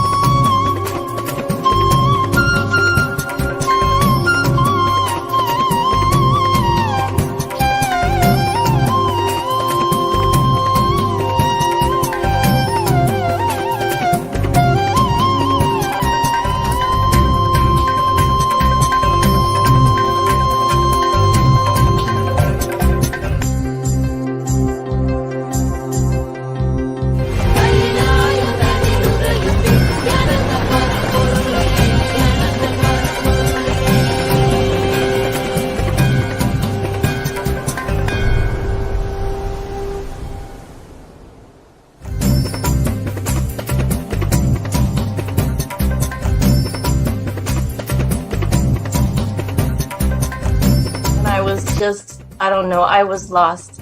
And then he was done speaking, and just tears just started pouring out of my face. I'm just like, ugh, I don't know what just happened. It was just like unbelievable, just unbelievable. I was just, I'm shaking now just remembering it. I don't know what shifts inside you. It's just, I literally felt the strong initiation happening at that time when Swamiji blessed. I don't know, it just puts you in some different world altogether, and suddenly everything seems possible. Everything seems, like that impossibilities in that 1 second, fraction of a second, that impossibility drops from you. And you just, everything seems possible, that you get into that space of possibility. And I think, that is the greatest, dropping the impossibilities is really, and something changes in you, something shifts in you. You can physically feel the change. And the energy that is generated, it really, it's phenomenal.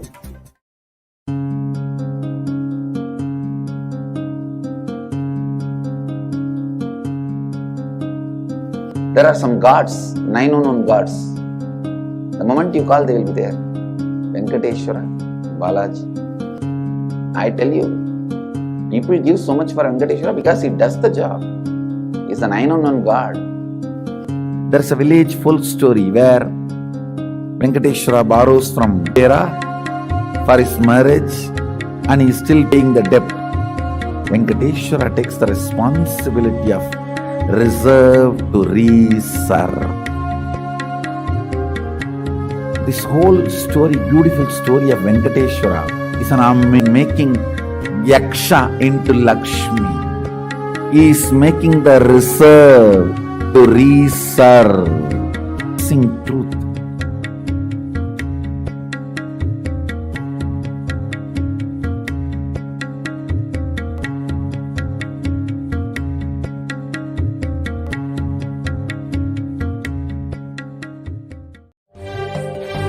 காளியின் ஆட்டத்தை ஆனந்தத்தை ஆனந்தத்தொடு ஆடிய ஆட்டத்தை கண்டோர் உயிருக்குளெல்லாம் இறங்கி குண்டலினிவில் உயிர்ப்பிக்கச் செய்து மாய மனத்தின் இருளை அகற்றி மாயம் அழித்து மங்களம் தந்து குரு பக்தியும் சிவ பக்தியும்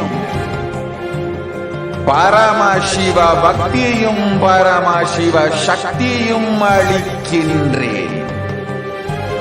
மனமாயை விடுத்து குரு பதத்தை பற்றுங்கள். நித்யானந்தமாய் நிஜாவதாரமாய் வந்துதித்த என்னை பற்றி வாழ்வில் எல்லா நலமும் பெற்றிடுங்கள். ஓம் ஓம் ஓம். யாதுமாகி நின்றாய் காளி, ஓம் காளி ஓம் சக்தி, ஓம் காளி ஓம் சக்தி, ஓம் சக்தி ஓம் சக்தி ஓம் சக்தி. ஓம் ஓம் ஓம் ஓம்.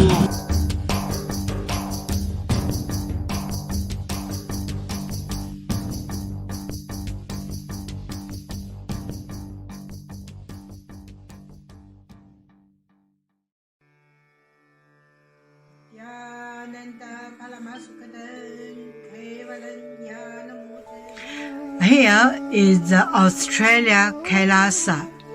How can I be so lucky and have a happy life? My Guru is His Divine Holiness Bhagwan Nithyananda Paramashivam. Since I was very little, I already wonder what life for. I really want to know the result, the reason. A long time ago, I think if I earn enough money, I will be very happy person, and then life is for happy. I tried to earn money, and then I really rich, but money didn't give me happy. Then I tried to get the happy life in romantic love. Then the really romantic love take me go lots of place. Too many stories during this time. But I still don't feel I get the result, get the life reason. Then I start study from book, from video, from religion in many different ways.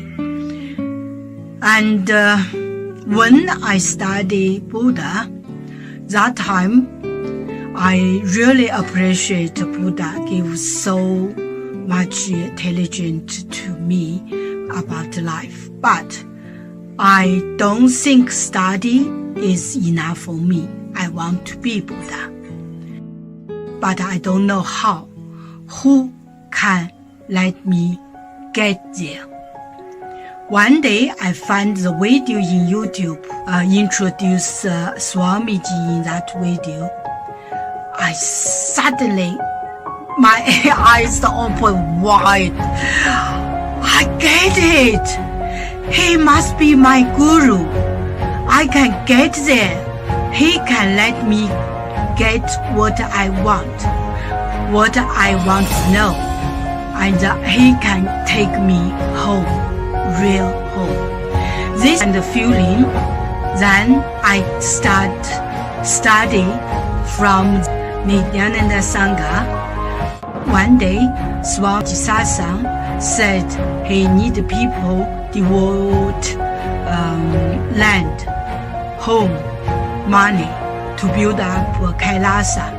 Then I discussed with my husband, decide to give the whole farm to Nithyananda. That time, because both of us believe help Swamiji means help whole world.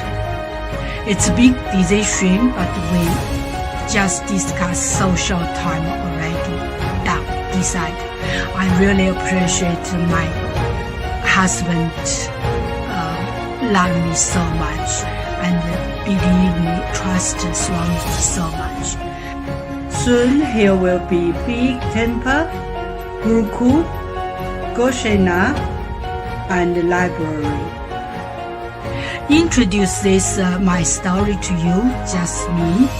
Don't give up any chance to be founding father of Kailasa. It's the best thing you can do in your life.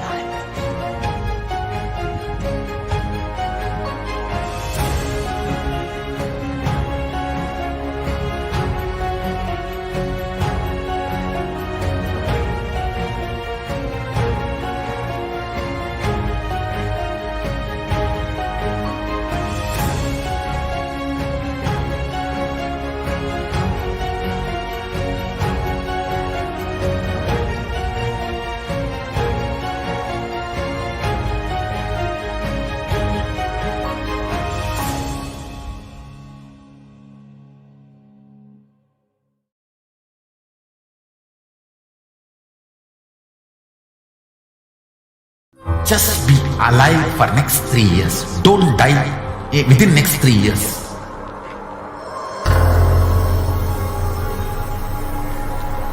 Just don't die within next 3 years.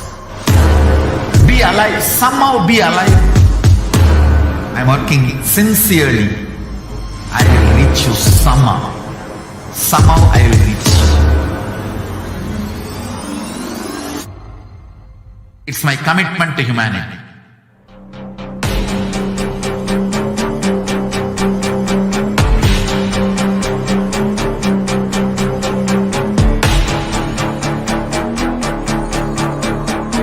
Just don't die within the next 3 years.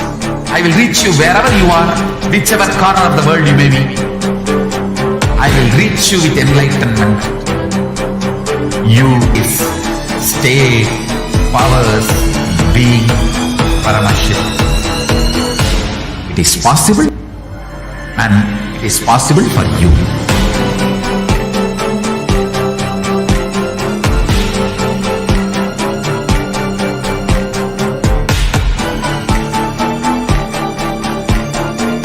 Paramashivoham will reach you with enlightenment science. I know he is going to do the job. Just be alive for next 3 years. Nothing else.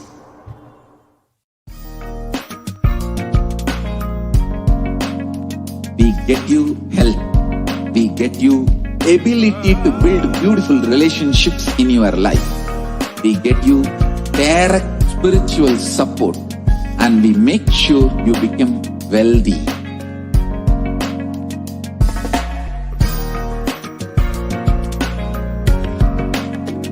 We won't stop giving you just good life. We will literally not stop till you live enlightened life. Manifesting the state of Paramashiva, space of Paramashiva, powers of Paramashiva, being of Paramashiva.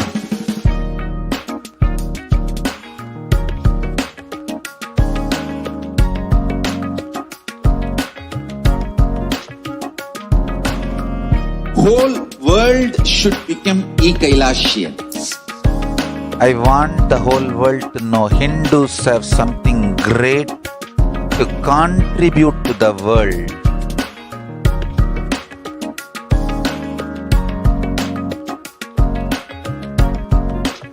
We have something great to contribute to the world. Let us do that.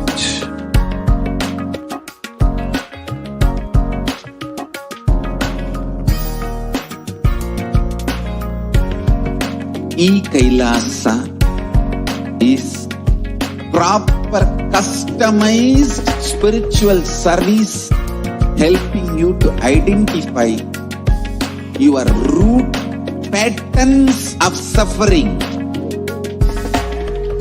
We have perfected the science of helping every individual from every cultural, religious, nationality background.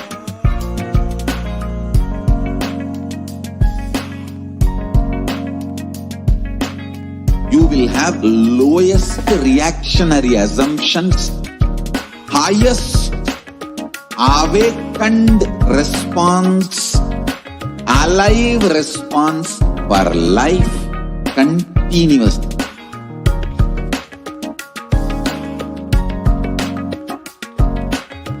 Kailasa is enlightenment ecosystem, literally enlightenment itself in your own home, wherever you are.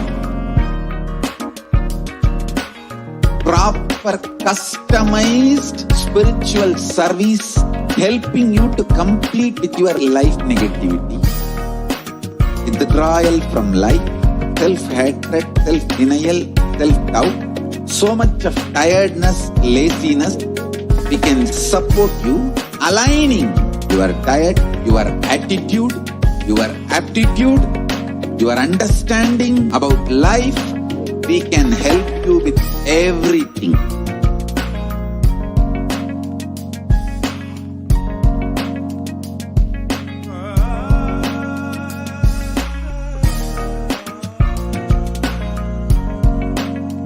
If you are interested in enlightenment, we will immediately bring this to you. If you are not interested, we will explain the whole science, inspire you and make you interested in enlightenment time. we need to cater this enlightenment signs to the whole world wherever they are. Enlightenment is the birthright of all human beings. Kailasa is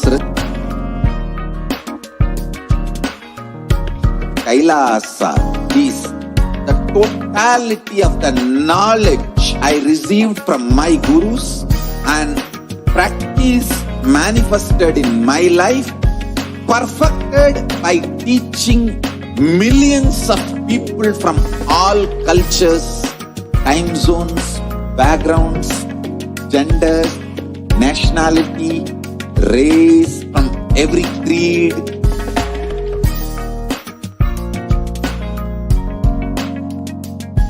So this absolutely perfected knowledge available to you, served to you in your home without moving out of your couch, free of cost. What I mean by the word e-Kailasa, listen intensely. Enlightenment ecosystem, literally enlightenment itself, in your own home, wherever you are. If you cannot come to Kailasa, it's okay. Kailasa can come to you. Kailasa coming to you is e-Kailasa.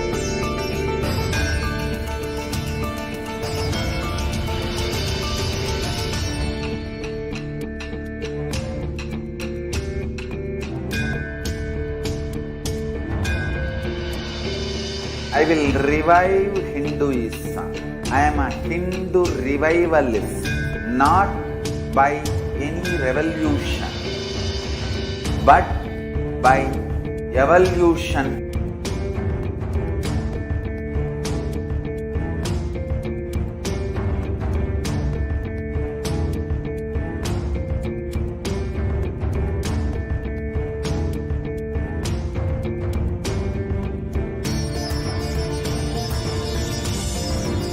And setting model community.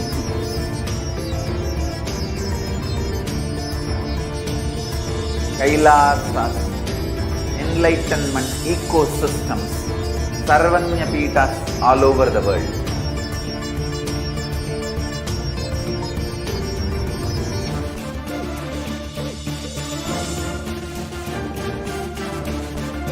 All powerful cognition, knowledge, only when you live, power manifestation and possibilities manifestation happens. It's a fundamental truth.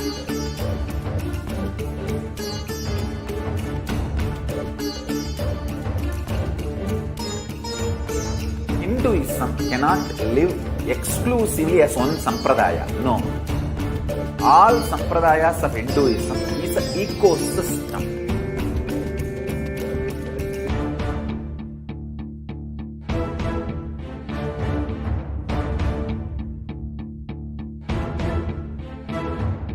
So don't keep quiet thinking that if one sampradaya is attacked, only that sampradaya is going to be affected. So as we are getting ready for the Venkateshwara reading, we will be now preparing ourselves to receive Bhagavan Venkateshwara later on today with the Bhavasmadi Darshan. And in order to receive Bhagavan Venkateshwara, let us see how we can connect with Venkateshwara more deeply through the various offerings that we can make to Bhagavan Venkateshwara.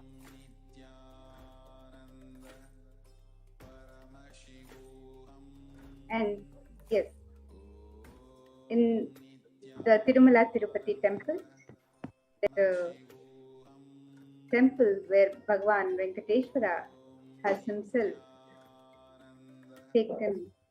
has become the Achavatara with his very form. There's a beautiful tradition of the Niluvu Dopadi where devotees offer whatever they have when they visit Bhagavan Venkateshwara and receive his darshan. They offer whatever they have in the Hundial as an offering of their incompletions and karmas at the feet of Venkateshwara. And today, through this offering of Niluvudopadi being made available for all the devotees, the Supreme Pontiff of Hinduism has opened the opportunity for thousands of devotees to offer this and be relieved from the Dopadi, as directly the Supreme Pontiff of Hinduism will be gracing us in the Venkateshwara Bhava Samadhi Darshan and accepting all of our offerings and liberating us from the karmas and incompletions that we offer today in the Niluvudopadi. So how can we make this offering of the Niluvudopadi? The procedure to offer: you can dress yourself as Bhagwan Venkateshwara, adorning yourself with all the gold, silver and other jewels that you have. And then after the Bhava Samadhi Darshan, you can spread out a clean piece of cloth, preferably a white cloth, in front of Swamiji's Atmamurti. And from the space of abundance, remove all the jewelry that you want to offer to Bhagavan Venkateshwara and place them one by one on the cloth in an organized manner. Take a picture of all the jewelry neatly arranged on the cloth and upload in the form that is mentioned, which is tinyurl.com/Venkateshwara offering. And once you have taken the picture of all the jewelry and uploaded them in the form, you can tie them together in the cloth with 3 knots.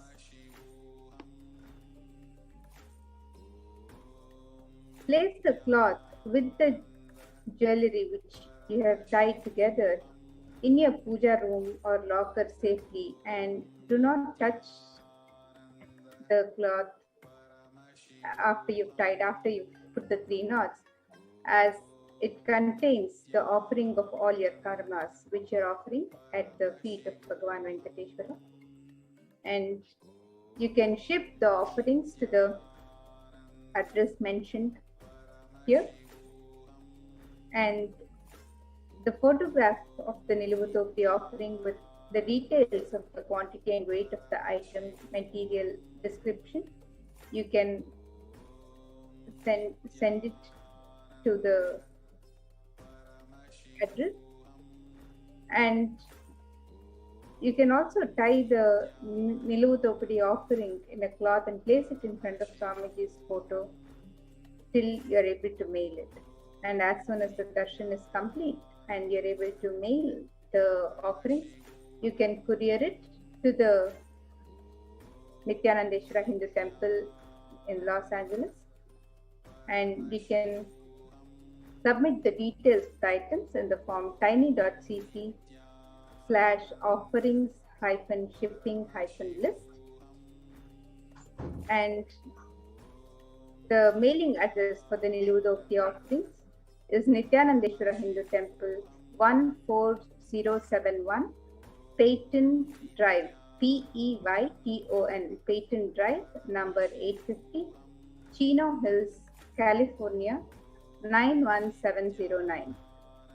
And you can courier it to this address, and you can fill in the details on the form tiny.cc/offerings-shipping-list.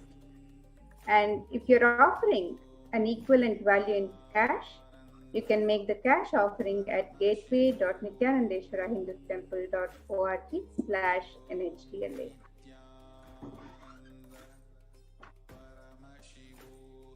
So the tradition of offering the Niluvudopadi it's a tradition of offering any amount and any item that you wish to offer. The offering of gold, jewelry, precious gems, currency, anything that you wish to offer may be offered to Bhagavan Venkateshwara. And the offering of the Niluvudopadi is believed to remove all the karmas of lifetimes as we drop the various attachments and we surrender ourselves at the feet of Bhagavan Venkateshwara.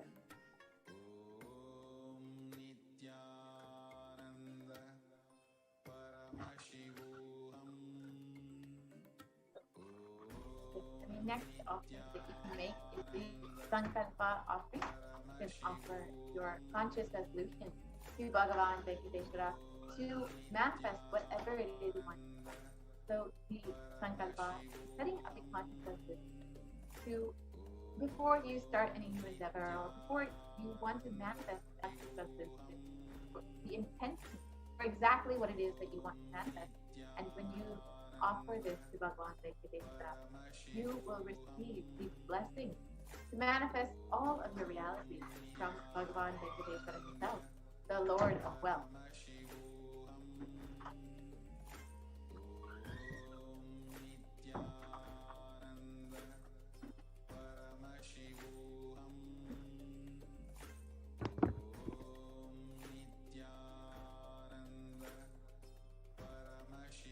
The next offering to Bhagavan Venkateshwara, the traditional offering, is the offering of the Swarna Ashtotra Kasa, which is the offering of the gold coin inscribed with the 108 sacred names of Bhagavan Venkateshwara, of Srivari.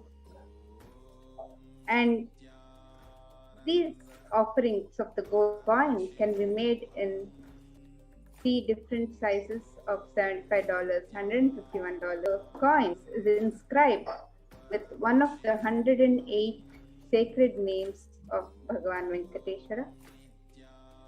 So you can see the various names of Bhagavan Venkateshwara, the 108 names, the Ashtottara Nama.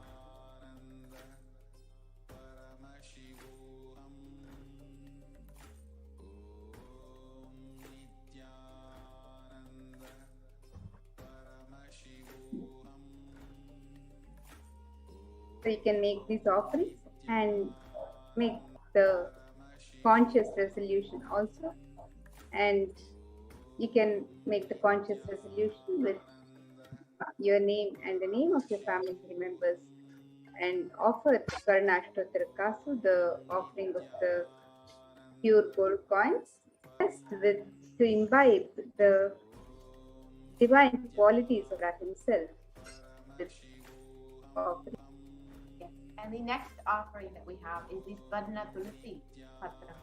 And Bhagavan Venkateshwara is the Supreme Lord and is causelessly merciful upon his devotees. So much so that even the poorest of men can offer him a little water and a flower in devotion and thus please him. This is due to his affectionate dealings with his devotees. So you can offer a tulsi with the pure love to receive his grace forever. And just offering this tulsi patam, this golden tulsi leaf, with just your love and devotion will just melt you, and you will just receive all of the grace of Bhagavan Venkateshwara.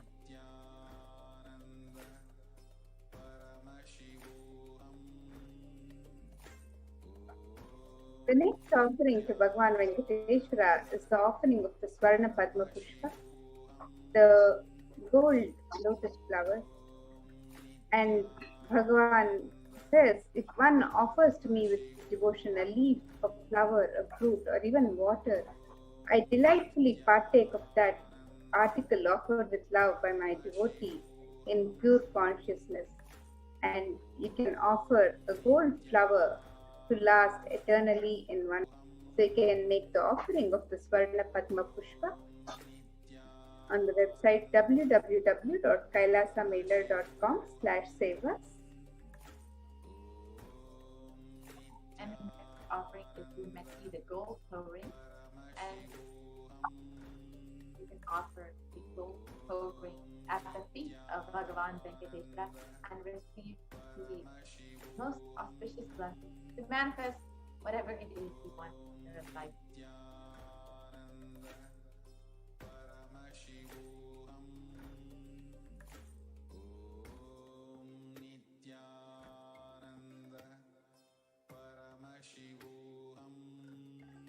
So the offering of the Abharana to Vishnu, the jingling anklets on the feet of Vishnu, the Abharana for the ankles, the toe rings on his feet, the bracelet on his arm, and the Abharana on his waist. so you can offer the clothing for Venkateshwara to receive his blessings for a life of longevity and prosperity.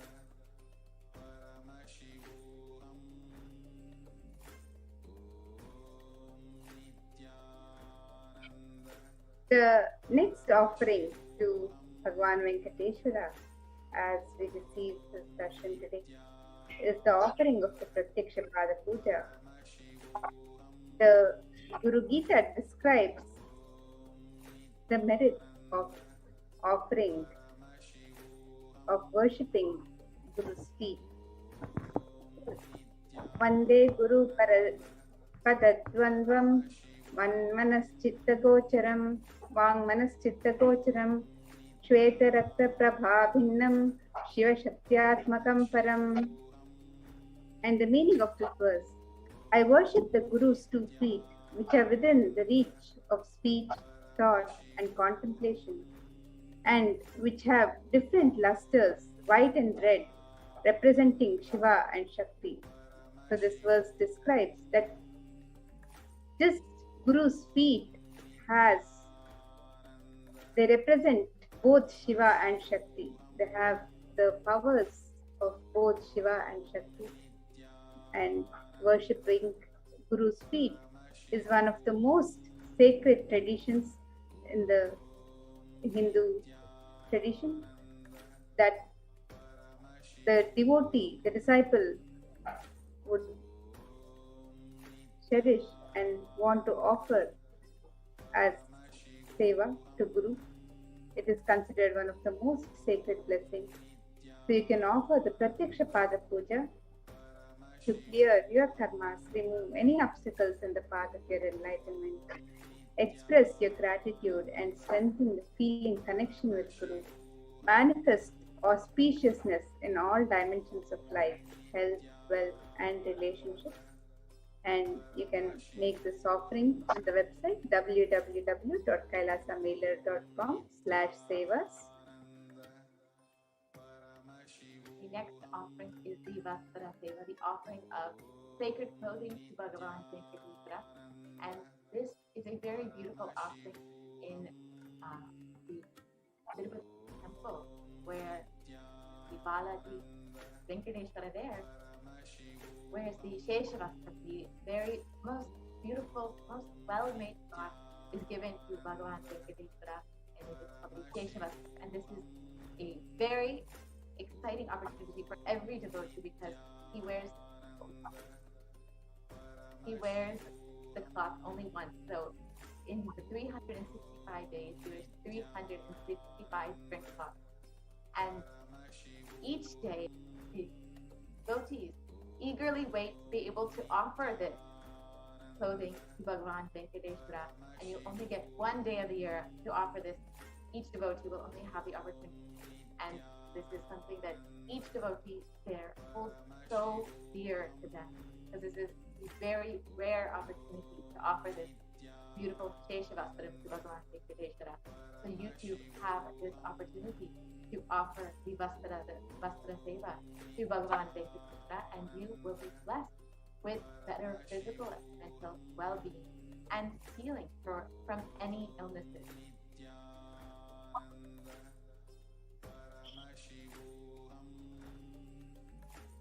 The next offering, the traditional offering that is offered to Guru, is the offering of the Guru Dakshina. This verse from Kularnava Tantra, 12th chapter, the 18th verse, it describes the offering of a devotee. Yatha dadati santushtah prasanno varado manum tatha bhaktya dhana pranau gurum yatnena toshayet.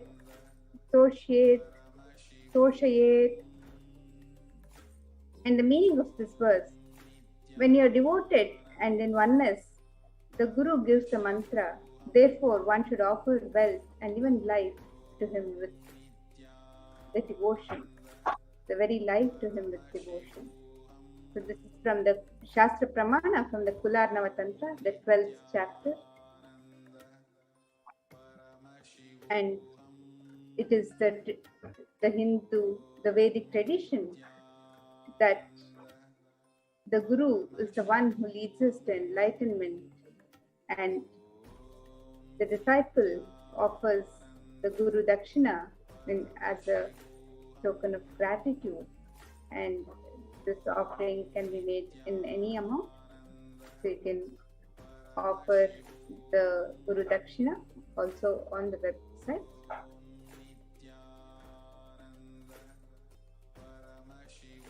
The next offering is the general donation, the e-hundi, and this is any donation at any capacity that you wish.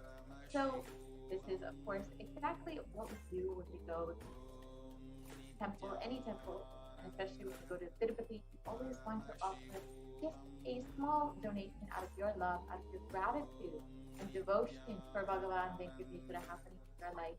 Just offer a few dollars, how much ever you want, in the hundi, and just say thank you to Bhagavan Venkateshwara, as he is just so available to the devotees. So you have this opportunity to do the same online through the e-hundi offering.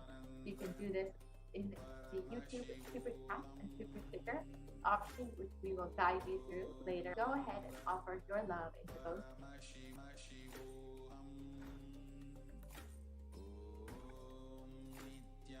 Here is a summary of the various offerings that you can offer to Bhagavan Venkateshwara as you prepare to receive his darshan today.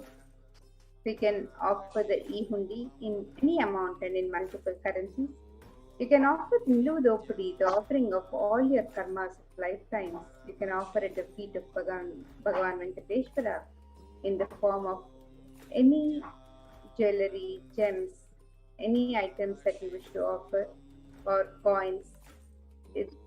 The Nilu Dopadi offering can be in any form that you wish to offer to Bhagavan Venkateshwara. You can make the offering of the Sankalpa chanting, the offering of the conscious resolution. You can also offer the Swarna Ashtottara Kasu,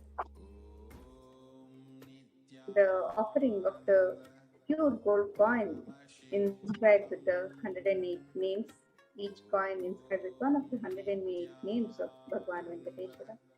You can make the offering of the Swarna Tulasi Patram, the gold Tulasi, and you can offer any number of leaves. You can offer the Swarna Padma Pushpam, the gold lotus flower. You can offer the Swarna Metti, the gold door-ring, to Bhagavan Venkateshwara. You can also make the offering of the Pratyaksha Pada Puja and the Vastra Seva. So all of these offerings are available on the website, and you can make any of these offerings to the website. Now we'll see the link to the website where you can make the offerings. And if you have any questions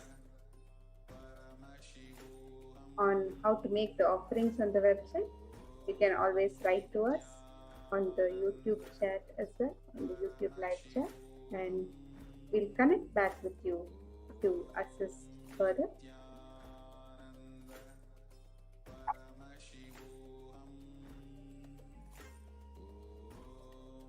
So here is the website, www.kailasamailer.com/seva, and you can scroll down on this page and make the offerings to Bhagavan Venkateshwara for the Venkateshwara Bhava Samadhi Darshan that we are getting ready to receive Bhagavan Venkateshwara today.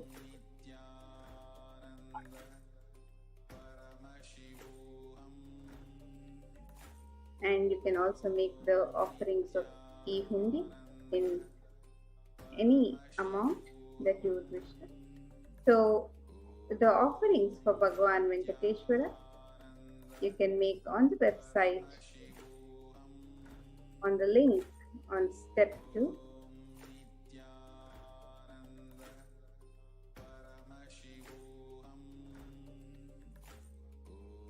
You can make the offering of the Swarna Metti, the Swarna Padma Pushpa, the Swarna Tulasi Patram, the Swarnashtottara Kasu.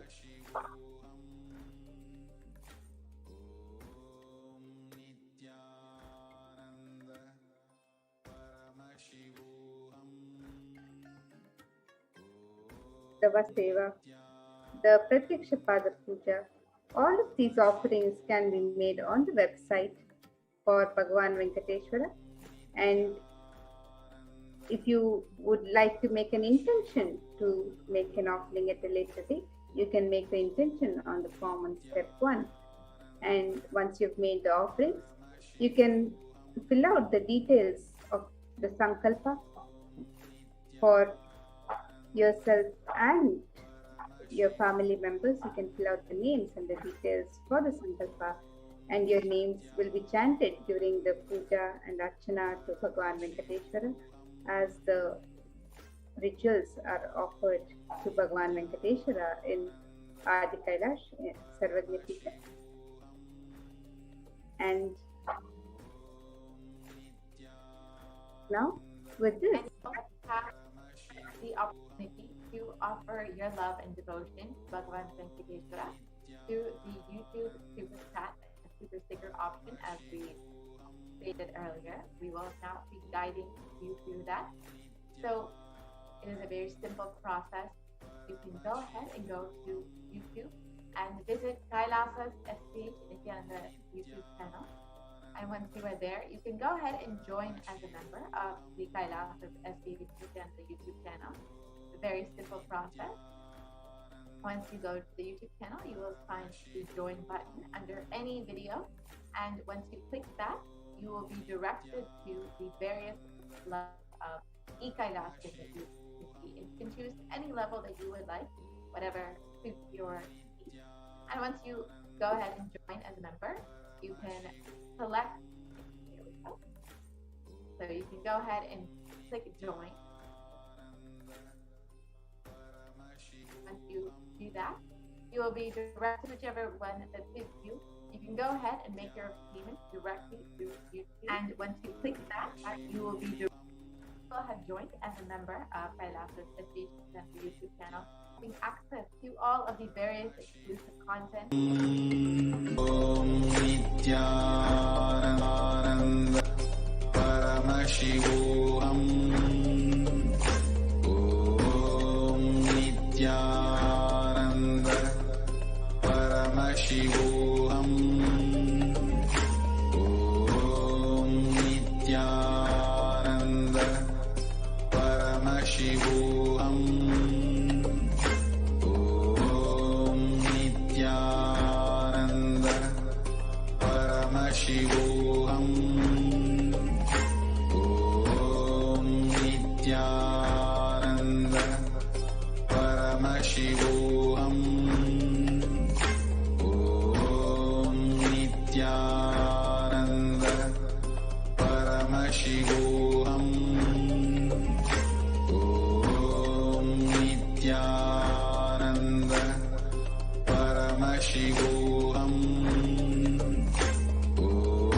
Om Nithyananda Paramashivoham. Om Nithyananda Paramashivoham. Om Nithyananda Paramashivoham. Om Nithyananda Paramashivoham. Om Nithyananda.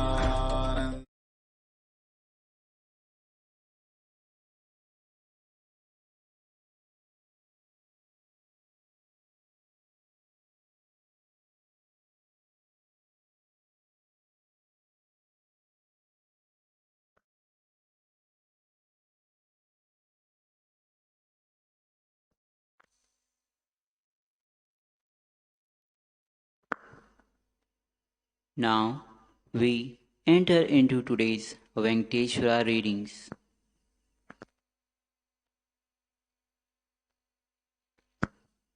The first question is from Janice Mary Oxford from United States.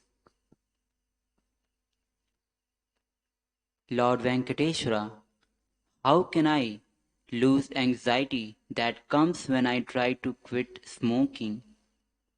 Please remove the obstacles that I may be healthy to manifest a secure life financially and emotionally. Thank you.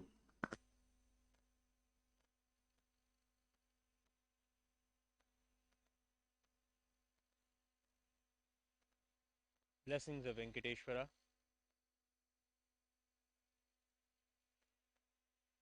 Just remember Swamiji, whenever you have this anxiety, see the Venkateshwara Bhava Samadhi Darshan. The anxiety will melt away. Venkateshwara will take care of you. Tathastu.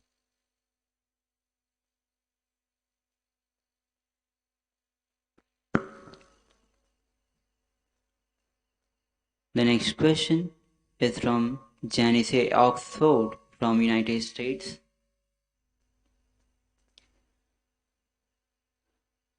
Lord Venkateshwara,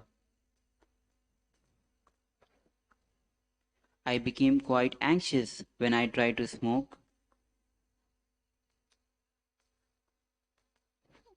When I tried to quit smoking, I have smoked for 50 years. I know it is holding me back from super conscious breakthrough. Please help me.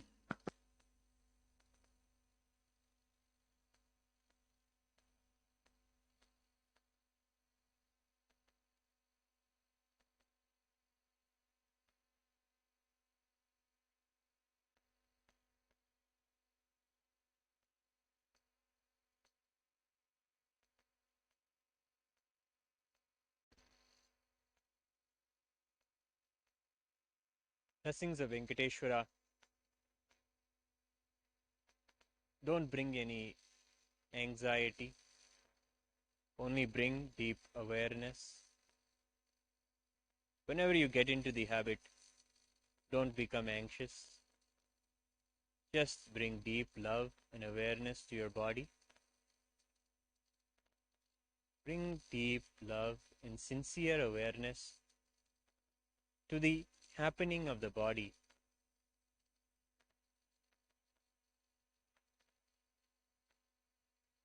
Bring deep love to yourself. Venkateshwara will take care. Do this. You will be healed. Tathastu.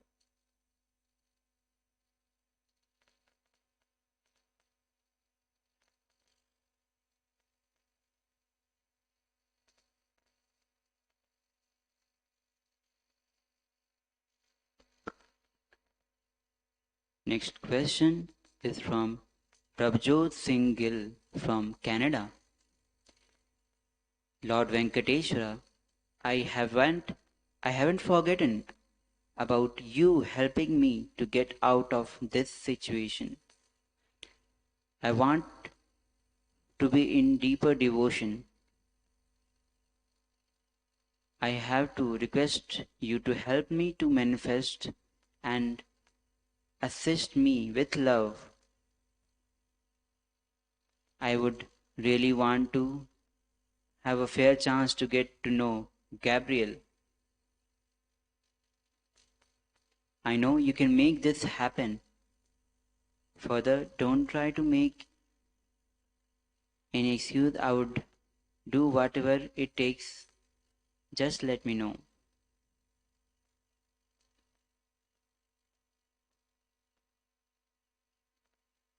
Blessings of Venkateshwara. Venkateshwara is with you. See the Bhava Samadhi Darshan in a calm, relaxed way. As you see the darshan with your eyes, let your eyes relax onto the form of Venkateshwara and breathe in and out slowly. Breathe in and out the darshan of Venkateshwara. Tathastu. You will have what you want. Tathastu.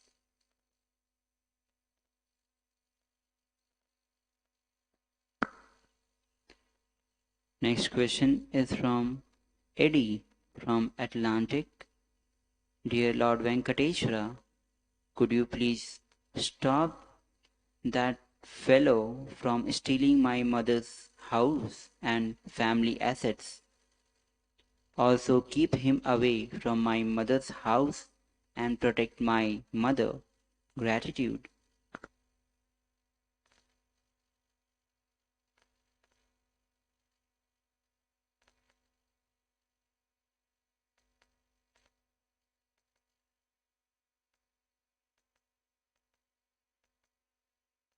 Venkateshwara's blessings, he will take care. Inside you, do deep completion with your mother. Your mother will realize your love for her and she will make the right decision. Tathastu.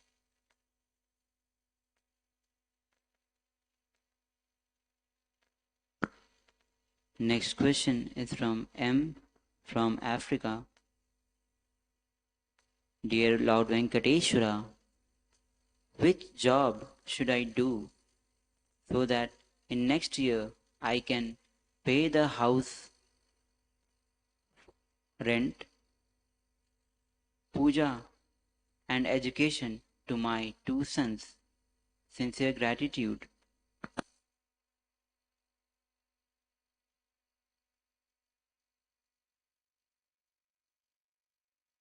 Tathastu.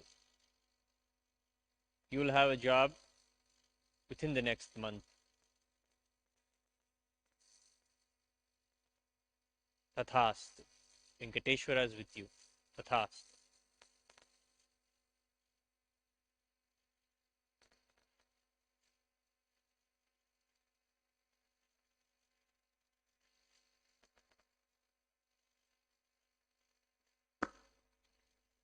Next question is from Elif from Margazal. Dear Lord Venkateshwara, I don't want to take responsibility for which is not mine. Please free me from it. Should I move those people around me to their houses this month? Thank you.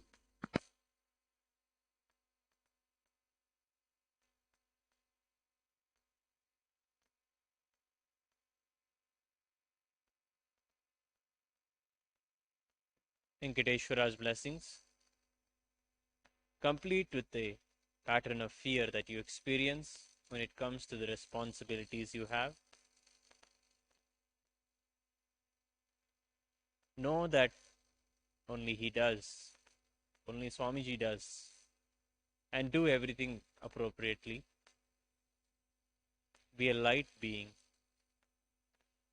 You will be able to achieve anything and do everything before you. You will be successful. Tathastu.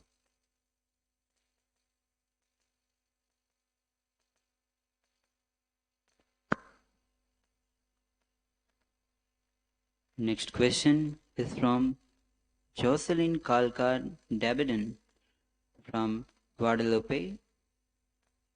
Lord Venkateshwara, please bless me for resuming my work from tomorrow. Remove the pain and suffering that is registered in my system. Please protect my family and me from the black magic and witchcraft. Remove it from our system. Gratitude.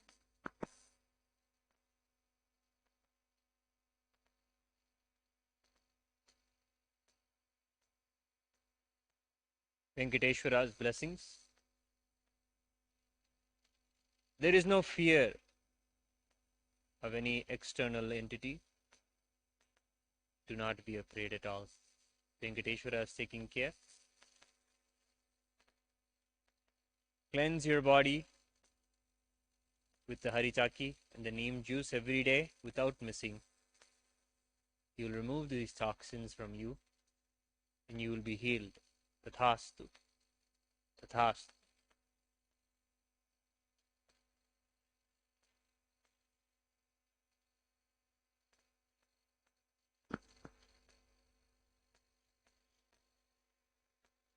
The next question is from Annie Marie Karshu from France. Lord Venkateshwara, you said I will be in a month. What am I to do to get the money for it as soon as possible?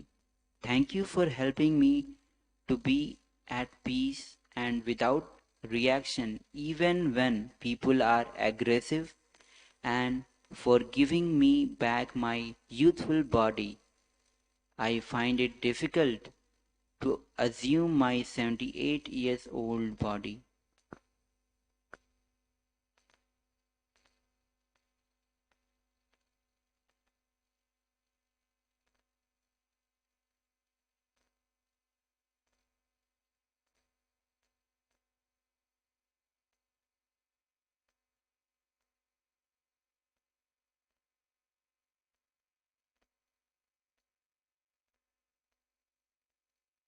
Tathastu. There is something you have that you need to give up.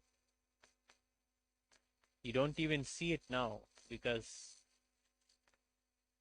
you're so attached to it, or you have taken it for granted.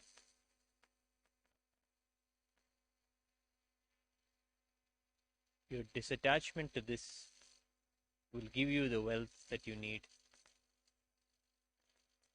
Either it is a relationship or is a physical thing. Look deeply and you will find out, and the wealth will manifest. Surrender it at the feet of Swamiji with gratitude and love. Look forward to this. Tathastu.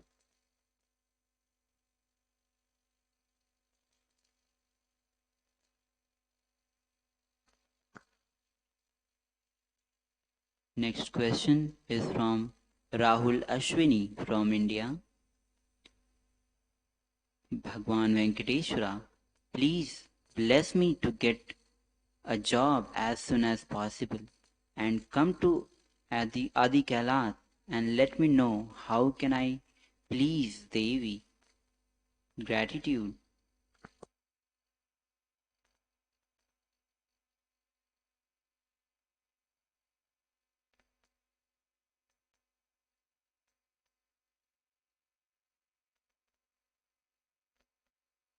Come to Adi Kailas as soon as possible.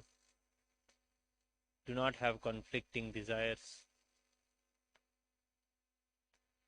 Being here, you will please Devi. Have her darshan for Navaratri. Worship her during Navaratri here. Tathastu.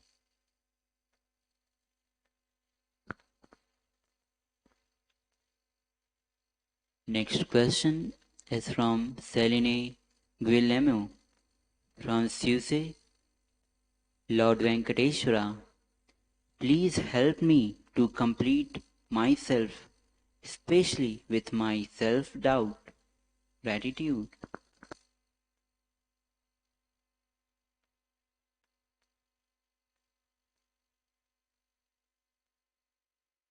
You will be complete. Tathastu.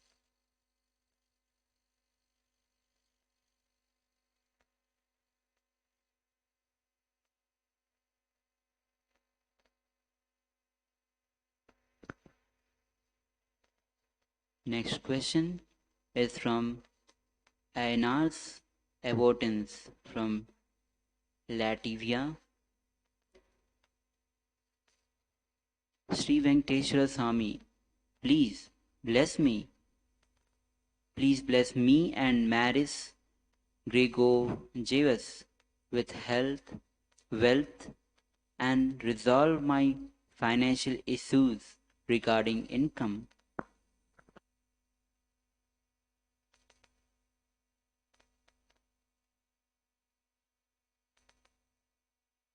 Venkateshwara's blessings every night to Mahalakshmi, all of your accounts The more honest and transparent you are with Mahalakshmi, the more she will flow in your life. Every penny matters. Declare every penny movement to Mahalakshmi every night, and then only go to sleep. Tathastu.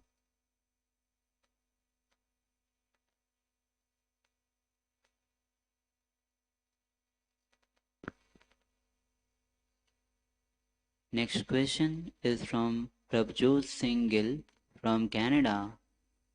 Lord Venkateshwara, I really want to get enlightened and serve society for a better cause. May I please ask abundance of wealth? Can you please make it happen for me? Thank you.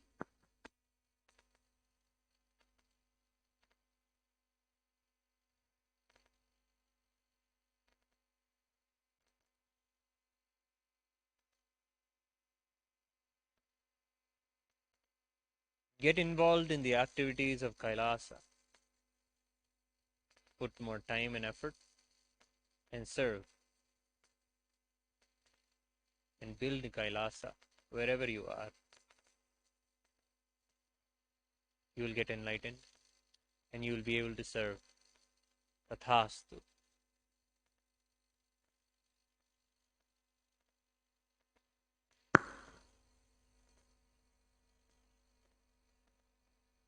The next question is from Annie Marie Kasu from France.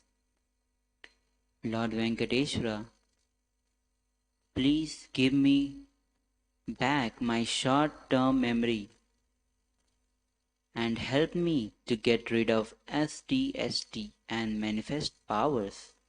Gratitude.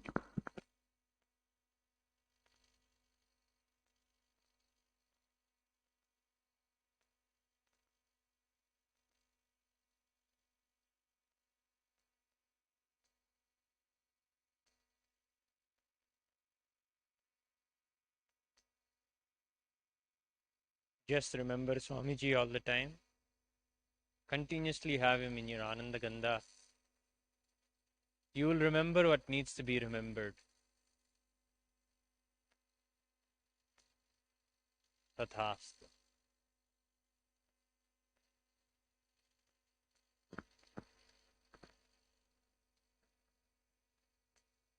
Next question is from Jocelyn Kalka Dabadin from Guadalupe.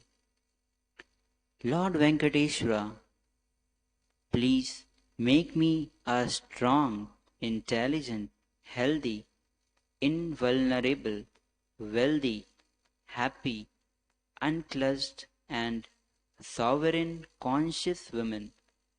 Gratitude.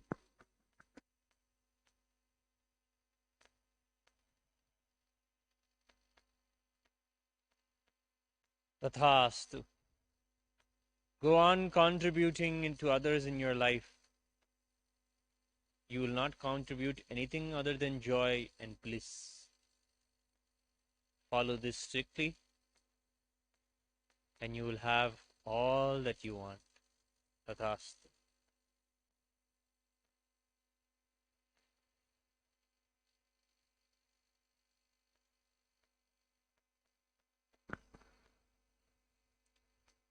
Next question is from Rahul from India. Lord Venkateshwara, please bless me with completion in relationships and give your blessings to get a job as soon as possible, and tell me how can I connect with you to get your blessings. And also, are you my Ishta Devata?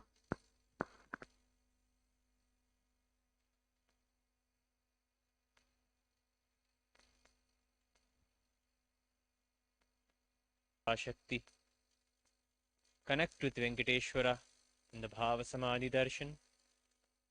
That is the best way for you. Venkateshwara will heal your relationships. You will have